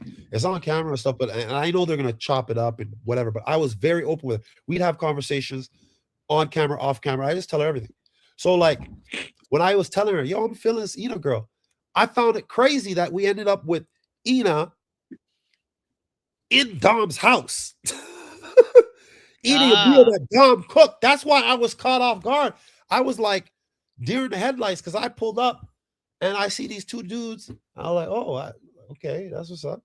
And Ina was Mm, there, and I'm like, I didn't know mhm. that he had connections with Ina. And then Ina's at Dom's house, like, where do we stand? And I was like, you know, we're at Dom's house, right? Like, this is like, it was interesting. So, anyways, there was a part of time like I did have long conversations with Ina, and Ina's very family oriented, and she's a solid person. Like even to this day, we still like. I'm not saying we're not dating or talking romantically or anything, but like when she was doing her recaps, I'm like, yo, I'm stand for you. I'm gonna pull up to your recaps. I'm gonna support, right? Right. I Because noticed that. I noticed a lot of those yeah, that you were in a lot of them. Yeah. and then when people were talking about the whole massage thing, I had to set the record straight. I'm like, look, I did pay for the massage, and there's nothing wrong with a woman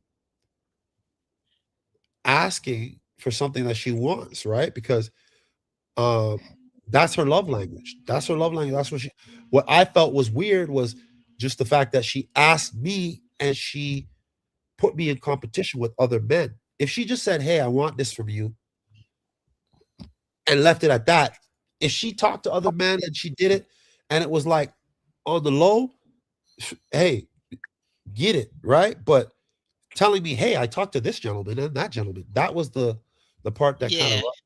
a little different. Real, And you know what? And there's nothing wrong with it because in this process, we're encouraged to pursue more than one partner. You can't make it to the end of Ready to Love with one connection.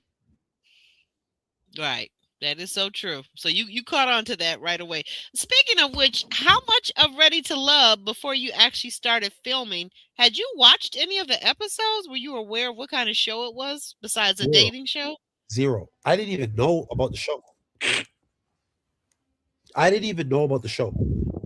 And the craziest part about it was the fact that yeah, I didn't even know about the show.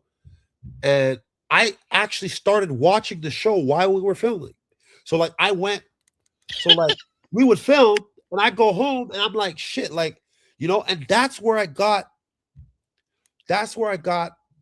my inspiration to wear my African outfits. Was from Mike from season 1. Right. Call him Mike Right. because I was like Mm, I respect that he's rocking his traditional outfit. And I like and like I don't know him, I don't know the brother, never met him from nowhere, but I felt like I connected with him because he's Nigerian, I'm Nigerian. He's proud and he's rocking our traditional outfit. And I was like, yo, I respect that. And then when I was on the show, I'm like, yo, I'm gonna wear my stuff. I'm gonna rock my stuff. Right? Because I'm Nigerian, I'm proud, and and I embrace my culture. So I'm like, yo, this is what it is. Like, exactly. if a girl is gonna dog me for wearing a traditional outfit and you ain't, you can't hang. So so yeah, I did watch some of season 1 to try and get a grasp of like what to expect and like what I was in because I knew nothing about the show until I was on the show. Okay. Did you watch the show? Did you watch your season back with your wife, or did you watch it like Oh, good alone? question. Oh yeah, we've been watching it together. Hell yeah, we've been watching it together. Man, Okay. it's like it's kind of funny because it happened over a year ago, and I'm still being held accountable for stuff. Well, how did she like your scenes where you're doing the kissing? I mean, how that, was that that that watching? that's the part. She's like, look, like you embarrassing me, like people. And that's the funny part is that I didn't know the show. I thought the show was like Oprah Winfrey Network, and like in Canada, it's not as big of a thing. So like I've never watched any old TV shows until I was on one. So like I didn't think any of my friends, I didn't think anybody was gonna see it.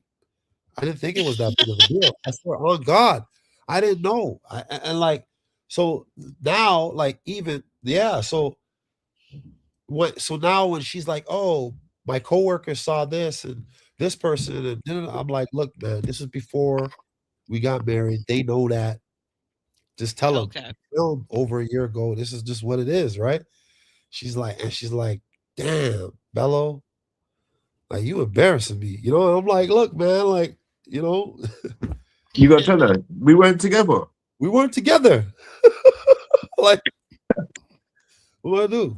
But she enjoys it. She watches the show. She enjoys it, and she knows everything. Like all the reviews, everything. She's on it.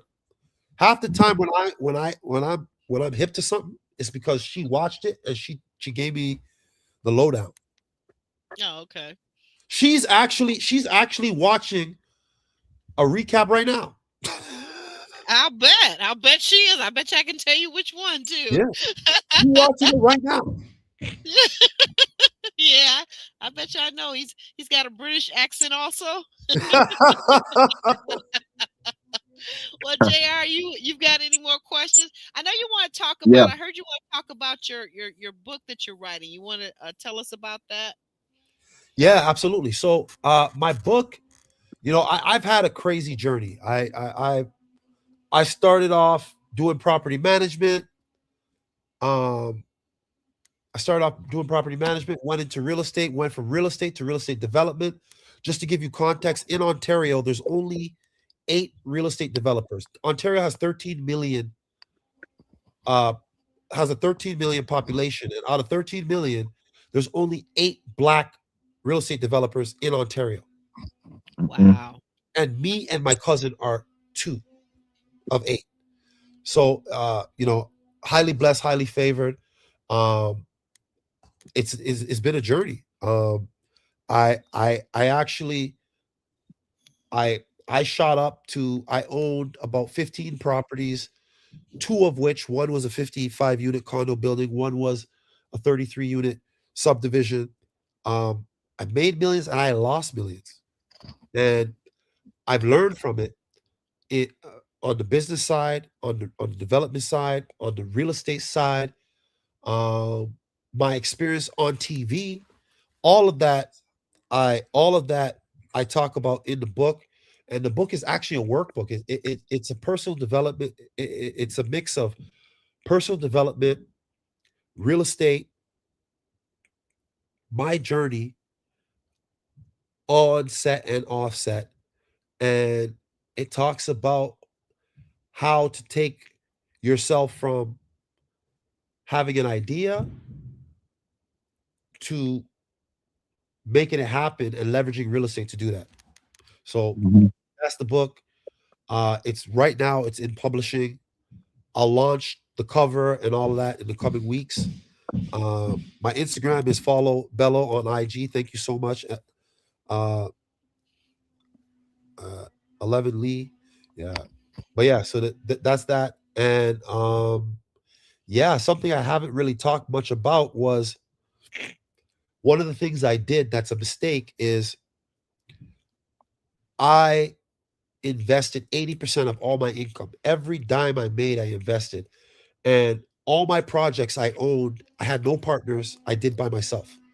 And one of the lessons I learned was, you know, the big boys, Elon Musk's, the Tim Cooks.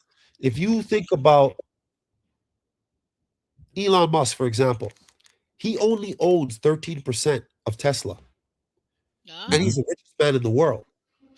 Here I am, little old Bello, trying to own 100% and not joint venturing with people. So I learned to shift and to actually do joint ventures, collaborate with people, mm-hmm.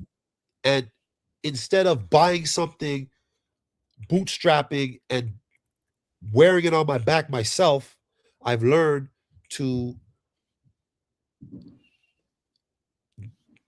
build a team, co-invest, bring people with me, and then identify and pursue opportunities as a group.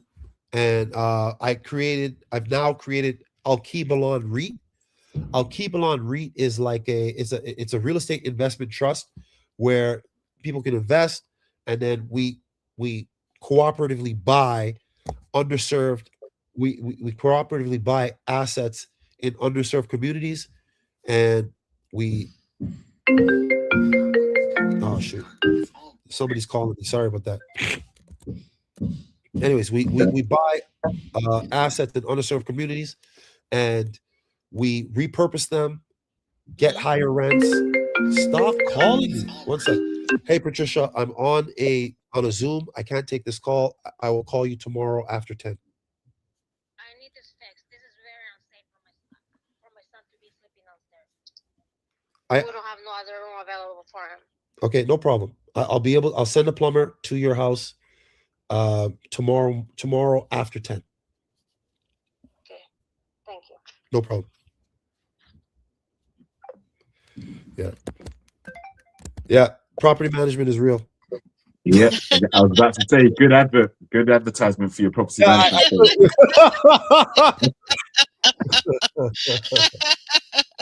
We get it. We get I it. can't make it up. I can't make it up, right? Like, This is real life. This is real life. Hey, no what time problem. is it right now? 10 o'clock, you know? Mhm. Yeah, Like, I for need it us, now. but it's about 3 o'clock for you, right, JR?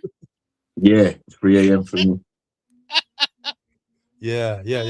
So basically, the book talks about my journey on and offset, how to invest in real estate. It's a workbook to teach people how to leverage real estate for um, for generational wealth and for toward your passion. Because at the end of the day, I learned from the people around me. I learned from my mother. I learned from my cousin. My mom was able to put my sister through Harvard education. My sister went to Harvard for public health administration. My mom paid for that cash because she was able to refinance her home and do that. And my mom is also an investor, and she owns roughly like 6 properties. And she did that on one income, and she did it strategically, right? She's a chartered accountant. I grew up doing literally data entry when I was like 7.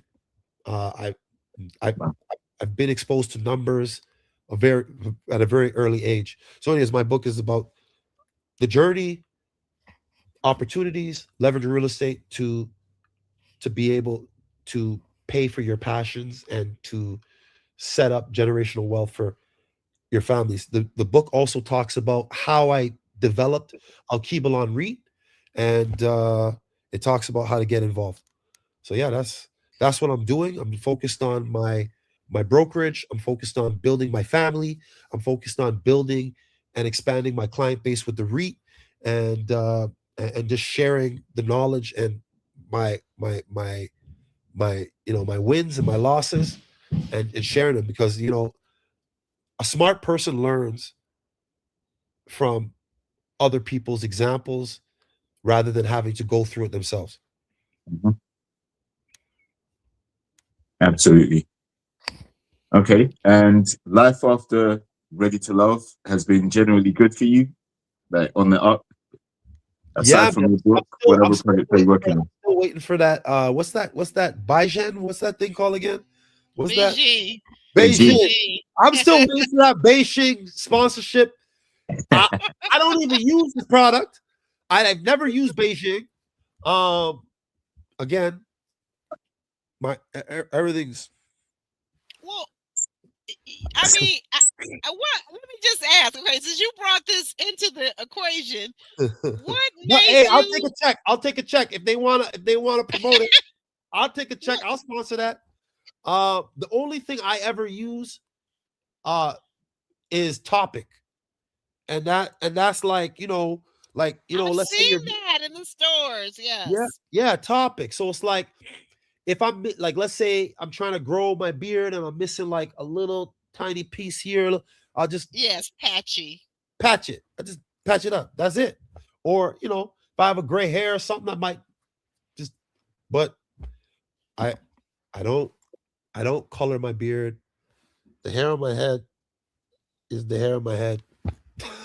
I grow it. I can shave it. But hey, I'm open to the sponsorship. Hey, you start dying it when they start paying you money. Yep, 100%, hundred Well, now percent. we've seen our Ready to Love castmates become stars because what was it, JR, last season? Who was that? Was Cisco. it Cisco? Yeah, that ended up doing the Rise Coffee, and he's Yeah. all over Instagram with the Rise Coffee. He's like a spokesperson for them now. And And apparently, Darius is doing Tubi movies as well or something. oh, Is that Darius is doing Tubi movies Yeah, before I the was gonna show. say. Actually, okay? that's how Dominique and Darius know each other because of Tubi. Tubi Okay, movie. was she on there as well? Yeah, Dominique's been in some Tubi movies herself. I think she's been in like two. Okay. Oh, Yeah, okay. yeah. Well, you heard it here, folks. JR, you got anything else for our guests? Um, I Mhm. just had a quick question about your brother's advice on the brother when you introduced the ladies to your brother. Yeah. Um, like so he gave you the advice that he didn't think Dominique was a good fit, and you seemed surprised by that. Subsequent conversations after the show ended, does he still rib you about him being right? And He's like, I told you. I told you. I told you. You know what I it is? knew. You know what? You know what it is? I saw leaks. I saw character leaks here and there, and that's what was off-putting at the end. But Right. um, one of the things about Dom that like she with me was submissive. She was very like, yo, whatever my man, whatever trajectory my man's going in, I'm going in that direction. You know, that's how she was with religion.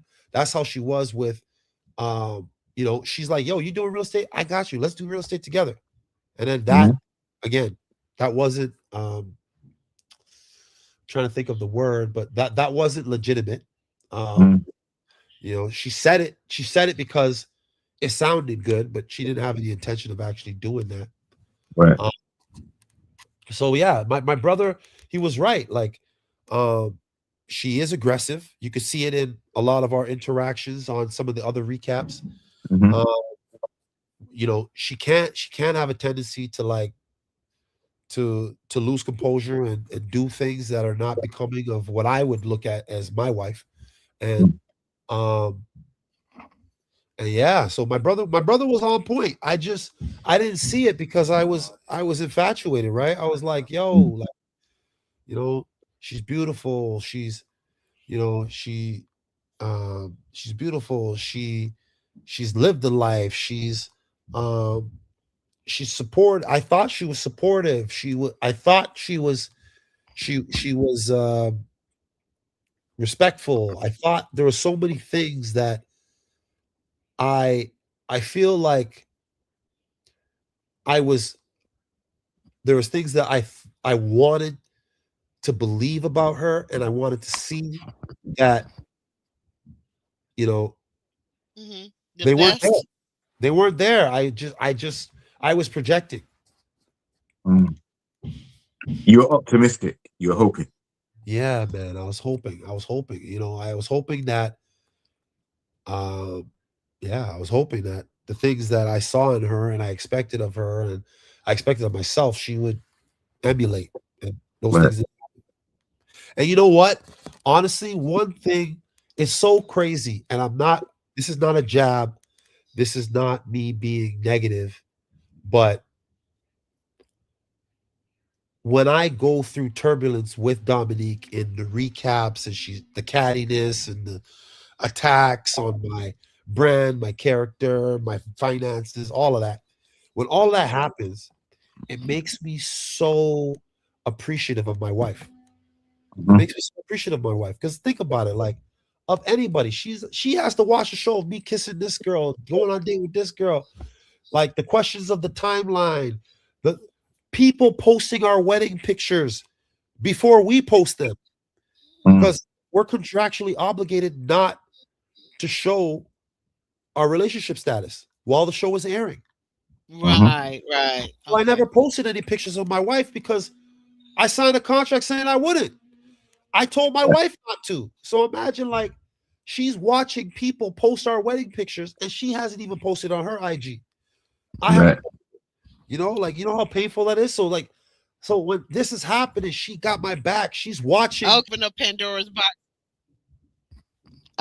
Bello, Yeah, yeah, can you hear me? yeah. Can you hear me? I'm sorry to interrupt you, but you just opened Pandora's box with that one. Like, so, is it true? You know the question I'm getting ready to ask you now.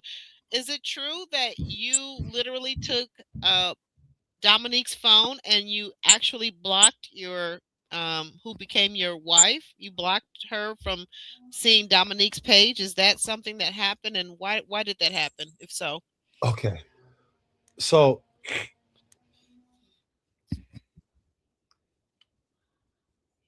think of it this way. hmm Have you, if you watch any of the interviews, if you watch any of the exchanges where she's explaining the situation, how can I take your phone when I don't have your password? I don't have your Instagram password. I don't have your phone password. We didn't share passwords. How did I take your phone from your person in this day and age, 2026, when everybody has their phone attached to them? My phone is right here, right? Like everybody's phone is attached to them by the hip. I took her phone without her knowing. I broke into her password, went into her Instagram, blocked my now wife. She didn't know nothing about it. And yet she knows that I dated her 5 years prior. She knows that my mother loves her. She knows she was accepted in my family. How does she know all of this information, right? hmm But I never told her. How can I do something deceptive? How can I do something deceptive and and and, and she just downloaded all of this information from where? Like, if you think critically, when people think critically, you have to understand that when a liar is lying, not the the liar. truth leaks. The truth leaks. I told Dominique, I told Dominique, look, man, right now, I told Dominique that look, I had dated, I had dated Amina years prior. It didn't work out. My family loves her.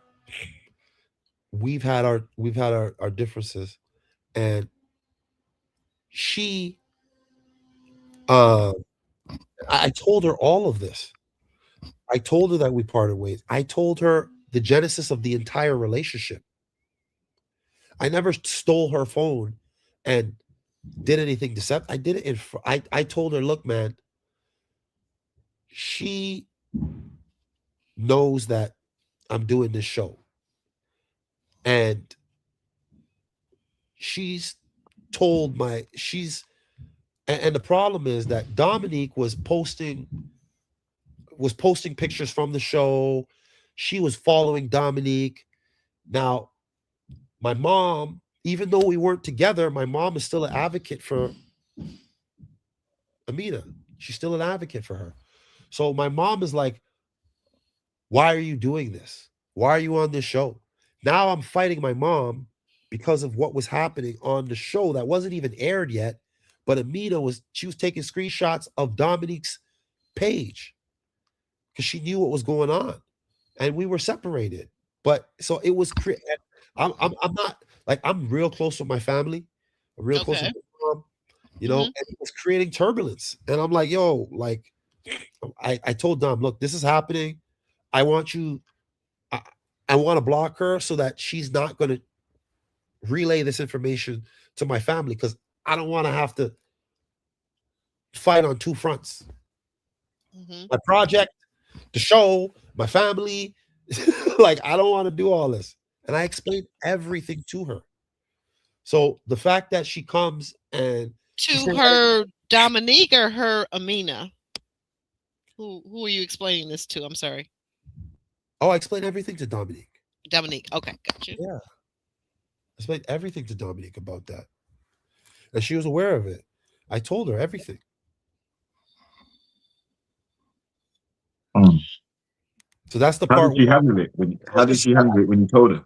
yeah, like just think of it. Just think critically, like, how am I gonna break it, take her phone? If I'm at her house and like, the only place that me and Dominique meet, sorry, I'm stuffy, but the only place we meet is at her house or at a restaurant. Right. If I'm at a restaurant, we're sitting right in front of each other. How am I going to take her phone and do something that she's not aware of? If I'm at her house, Mm. where am I going to take her phone? I don't have her password. How am I doing something without her knowledge? It's like mind-boggling. And then for her to say that, oh, he didn't tell me nothing and he just blocked this woman. And then I know everything about the woman and the mother loves her. It's just like, bro, like get your story straight. It's not making sense. I did something you didn't know about, but yet you're sharing all this information that you know about the person. Like, make it make sense. I don't know. Anyway, Mhm. and How going did back to the show, going back, somebody mentioned something. I'm answering a question that came up. Yeah. Somebody said, "Do you regret dating Dom?" choosing Dom? Yeah. And no, I don't, because to be honest, again, going back to the serial, yeah, the whole perfect. That's the question. Yeah. So no, I don't regret it because it led me to my wife. Mhm. And the the things that Dominic did pushed me in that direction. If I had pursued a Lauren or an Ashanti, maybe Hmm. things would have been different. Mm. You know what I'm saying? I'm Okay. happy where I'm at. I'm happy where I'm at. And I I really value and appreciate the support that she gives me in this process with the show and with what I'm doing. Like, just to give you context, like we bought a house, we got a house, whatever. We bought a house, and this house, I decided that I want to paint the staircase, rip out all the floor, rip out the kitchen, rip out the living room, bust up the master bedroom, and we're living in a construction site. There's somebody downstairs right now We can hear ripping, them. ripping up floors. Right. You know what I'm saying? Ripping up floors. And the house looks like a war zone. And she is like patience personified. She's like, yo, baby, I've seen what you build. I saw your other houses. I've seen your construction. I've seen your condo way back.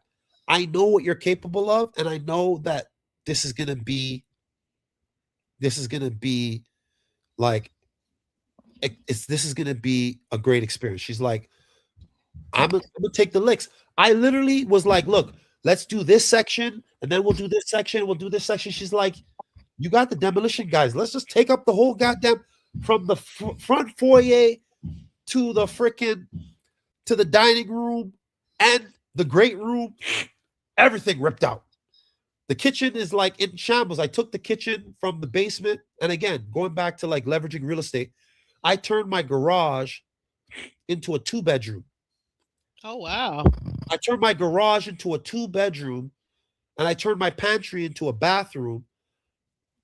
I'm living in a 10-bedroom home, and I'm renting out 5 bedrooms. And my house, I don't have like my house, and this is personal, but my mortgage is like 5 grand. I'm collecting $4,400 in rent, and I have 5 bedrooms to myself. Like literally, my basement has a separate entrance. I got 3 bedrooms in my basement. My tenants go through; they have their own separate entrance. Oh, how is that called house hacking?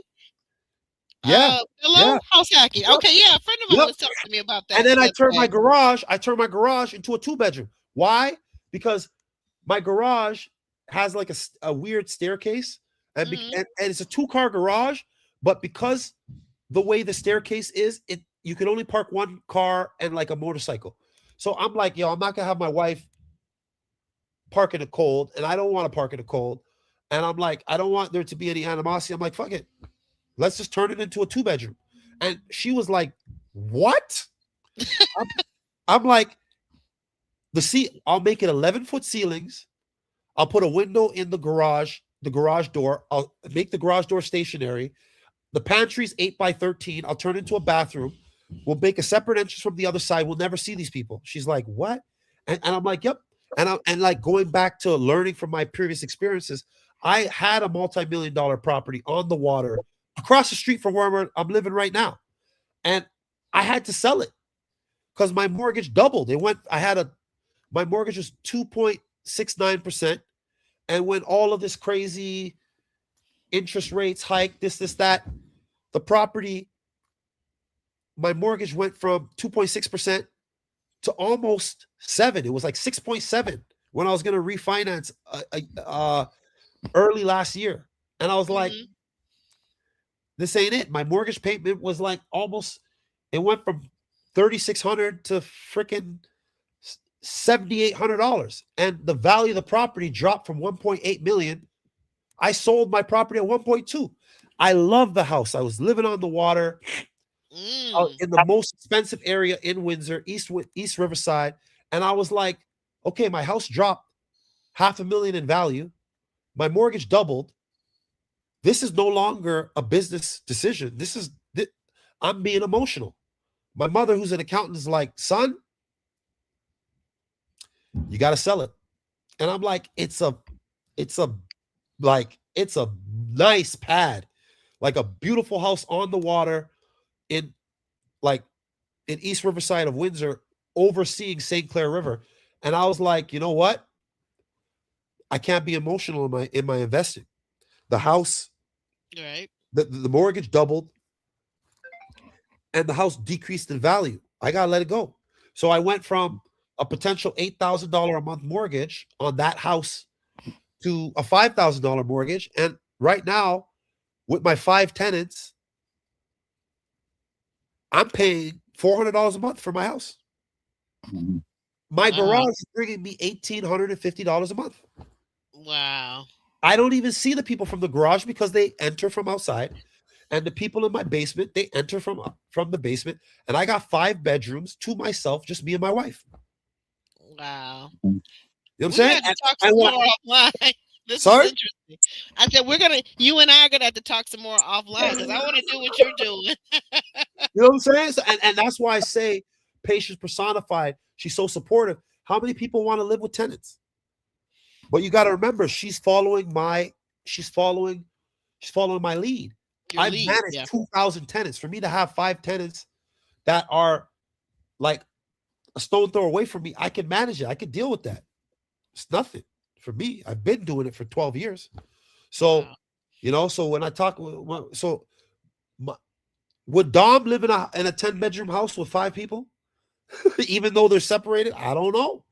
I don't know. I don't know. All I know is she's saying her mortgage/rent is $4,000 a month. So I She's don't know. lying. She doesn't own nothing. She's renting. She rents and she works at the mall full time. And her hustle is selling tights. And she's talking about me being broke. I'm like, for fun, I can walk you guys through my house right now. I don't even care.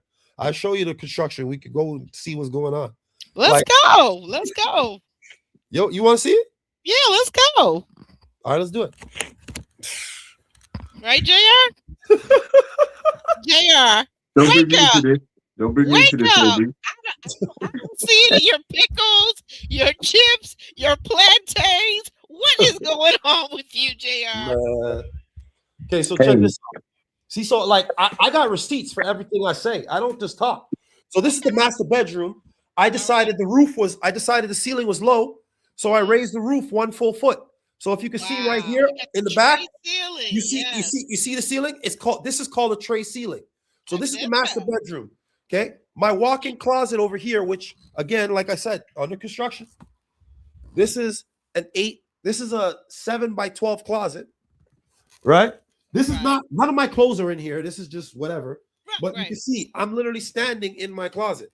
And wow. I'm walking, right? Your this closet is, my house. is some people's whole apartment. Right? So that's my closet. So now I'm walking into, and again, if I were a renter, I wouldn't be spending tens of thousands of dollars to renovate my house if I was renting. No, so I'm an owner. Okay. Let her. Okay. So look right here. Hold on. Let me go turn on this light. I know she's gonna get mad at me for doing this, but anyways, this is the bathroom. I done ripped up the bathroom. right?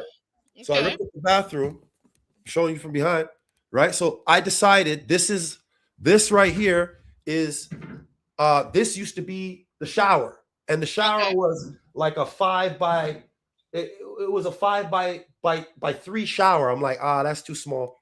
I Too small. decided to turn my shower the whole length of the room. So see where this window is? The shower is gonna go from that wall to that wall. I took the plumbing that used to be a tub, and I decided to make that a shower. And I'm moving my toilet from here over to there. So this is an 8 by 13 bathroom that in Right. my master, right? And Ooh. I know she's like, "What are you doing?" My We're wife, saying primary now. We're saying she doesn't want to do. primary. Hold on. So this is whatever. I'm doing rentals, but I don't know if you can see this, but can you see the shanda? Wait a minute. Say Mm. the Yeah. chandelier. Oh yeah, beautiful. The spiral Yeah. staircase. Nice. Now, does your They home see have got that? paint all this. Mhm. Does your home have that dual staircase, Bello? You know what I'm saying? No, it has no. It just has one. It has one. It has one big spiral staircase. It goes up. I'll show you pictures of what I'm gonna do to it. Hold up a sec. I know she's like, "What are you doing? Why are you doing this?" I don't care. It's all good. Tell Anyway, so like I Amina said, to wave to us. say what? Ask Amina to wave to us. I will. I will. Hold up. So this is no. She ain't want to do that. But anyways, hey Jay, you on live? All right. Jay, this is my contractor. This is Jay. He's a framer, 25 years. He's built 600 homes. He's the man. And right now he's ripping up the herringbone that I kind of fucked up. I did it myself, and he's doing it properly. Ah, okay, So- okay. I'm gonna be quiet because you're on live. Yeah. Hold on. Quiet 'cause you're on Yeah, he's being quiet because I'm like, so Oh, anyway, that that's the is herringbone on my floor. nice. And then, Bello, that is so nice right there. I see the pattern. yeah. So then I made this from scratch myself, actually. And that Wow. behind me is the it's a marble and a marble fireplace. Obviously, anyways, marble fireplace, and I Beautiful. gotta paint it. So there's a lot of stuff that needs to be done. I could go through the rest of the house, but yeah. So I'm just showing you. This. Thank you so much. Yeah. Well, that'll hush all the haters, won't it? Yeah. That's what I'm saying. And then what I was saying earlier, that's the shanda in the back, and that's the foyer and where I'm at. Oh, I love Anyway, that. and then remember I said I was on the water, so I don't know if you guys can see that, but I'm still on the water. I don't know Oh, if are can see you? Okay. it. Still bad.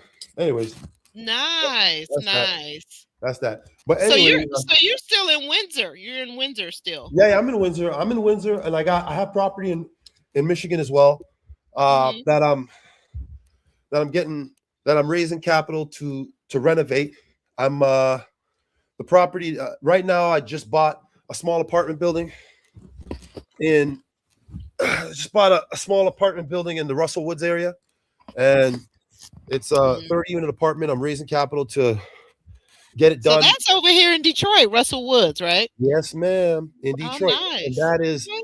and that is the that's a 30-unit apartment building that I'm going to be renovating and renting out to tenants, and then I'm going to put it as part of the REIT that people can invest in on the stock market once Alkebalon goes on the stock market. Right now, I'm doing the white papers, which is basically like prior to you getting on the stock market, there's a number of compliance and things you got to do.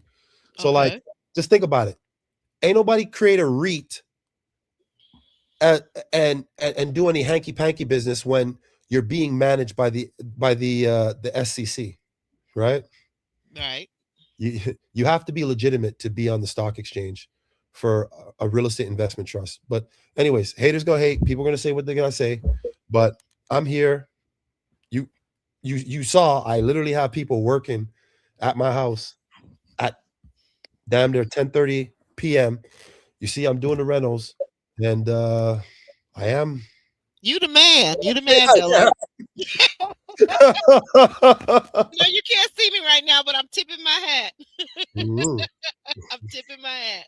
You are the man, and thank you for that tour. Thank you so much, Jr. Any other questions you want to ask him as related to business, professional? Um, and what's the title of your book, by the way, Bello? What's the title of your book? Ah, you know what? I chose a title for the book, but my publisher is asking me whether I want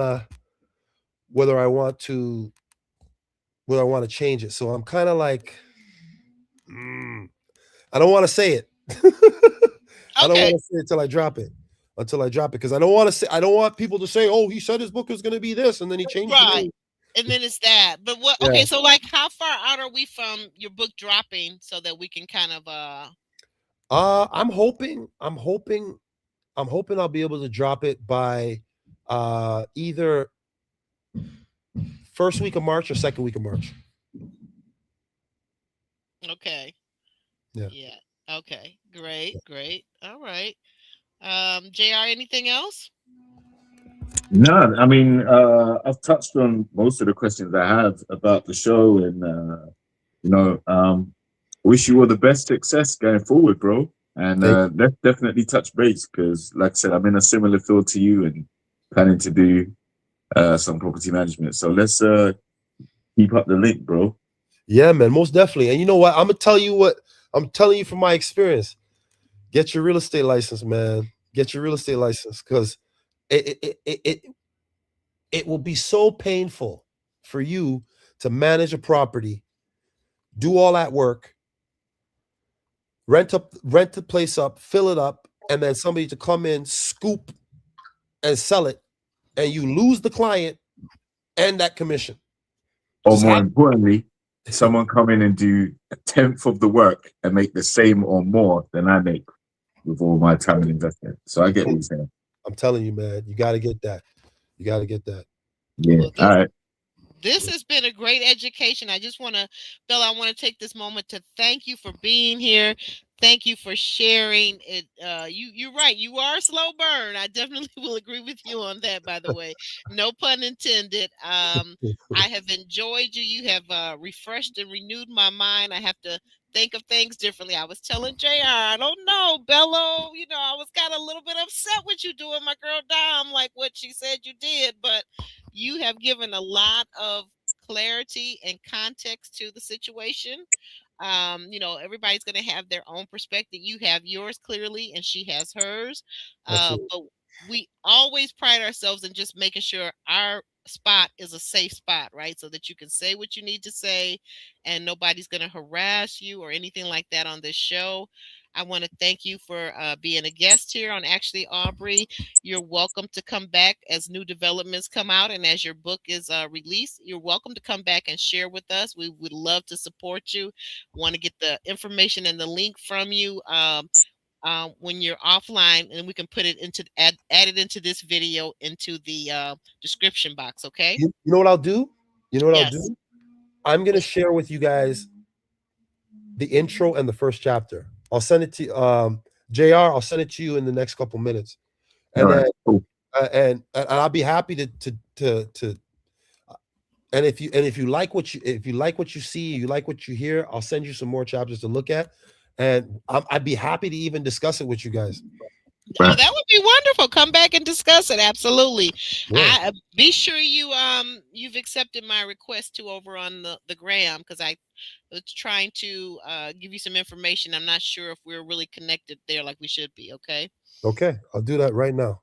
Okay. Awesome. I'm gonna drop you down and thank you again. And JR and I are gonna wrap things up here. Okay. Okay, thank You you. have a And you've wonderful been All day. right. accepted. Boom, done. Primary.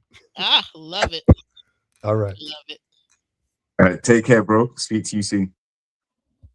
So, Aubrey, how are you Yes. feeling? All good?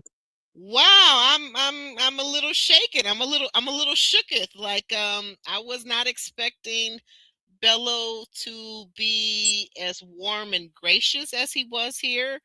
There were some things that I was unclear about the timeline and the context.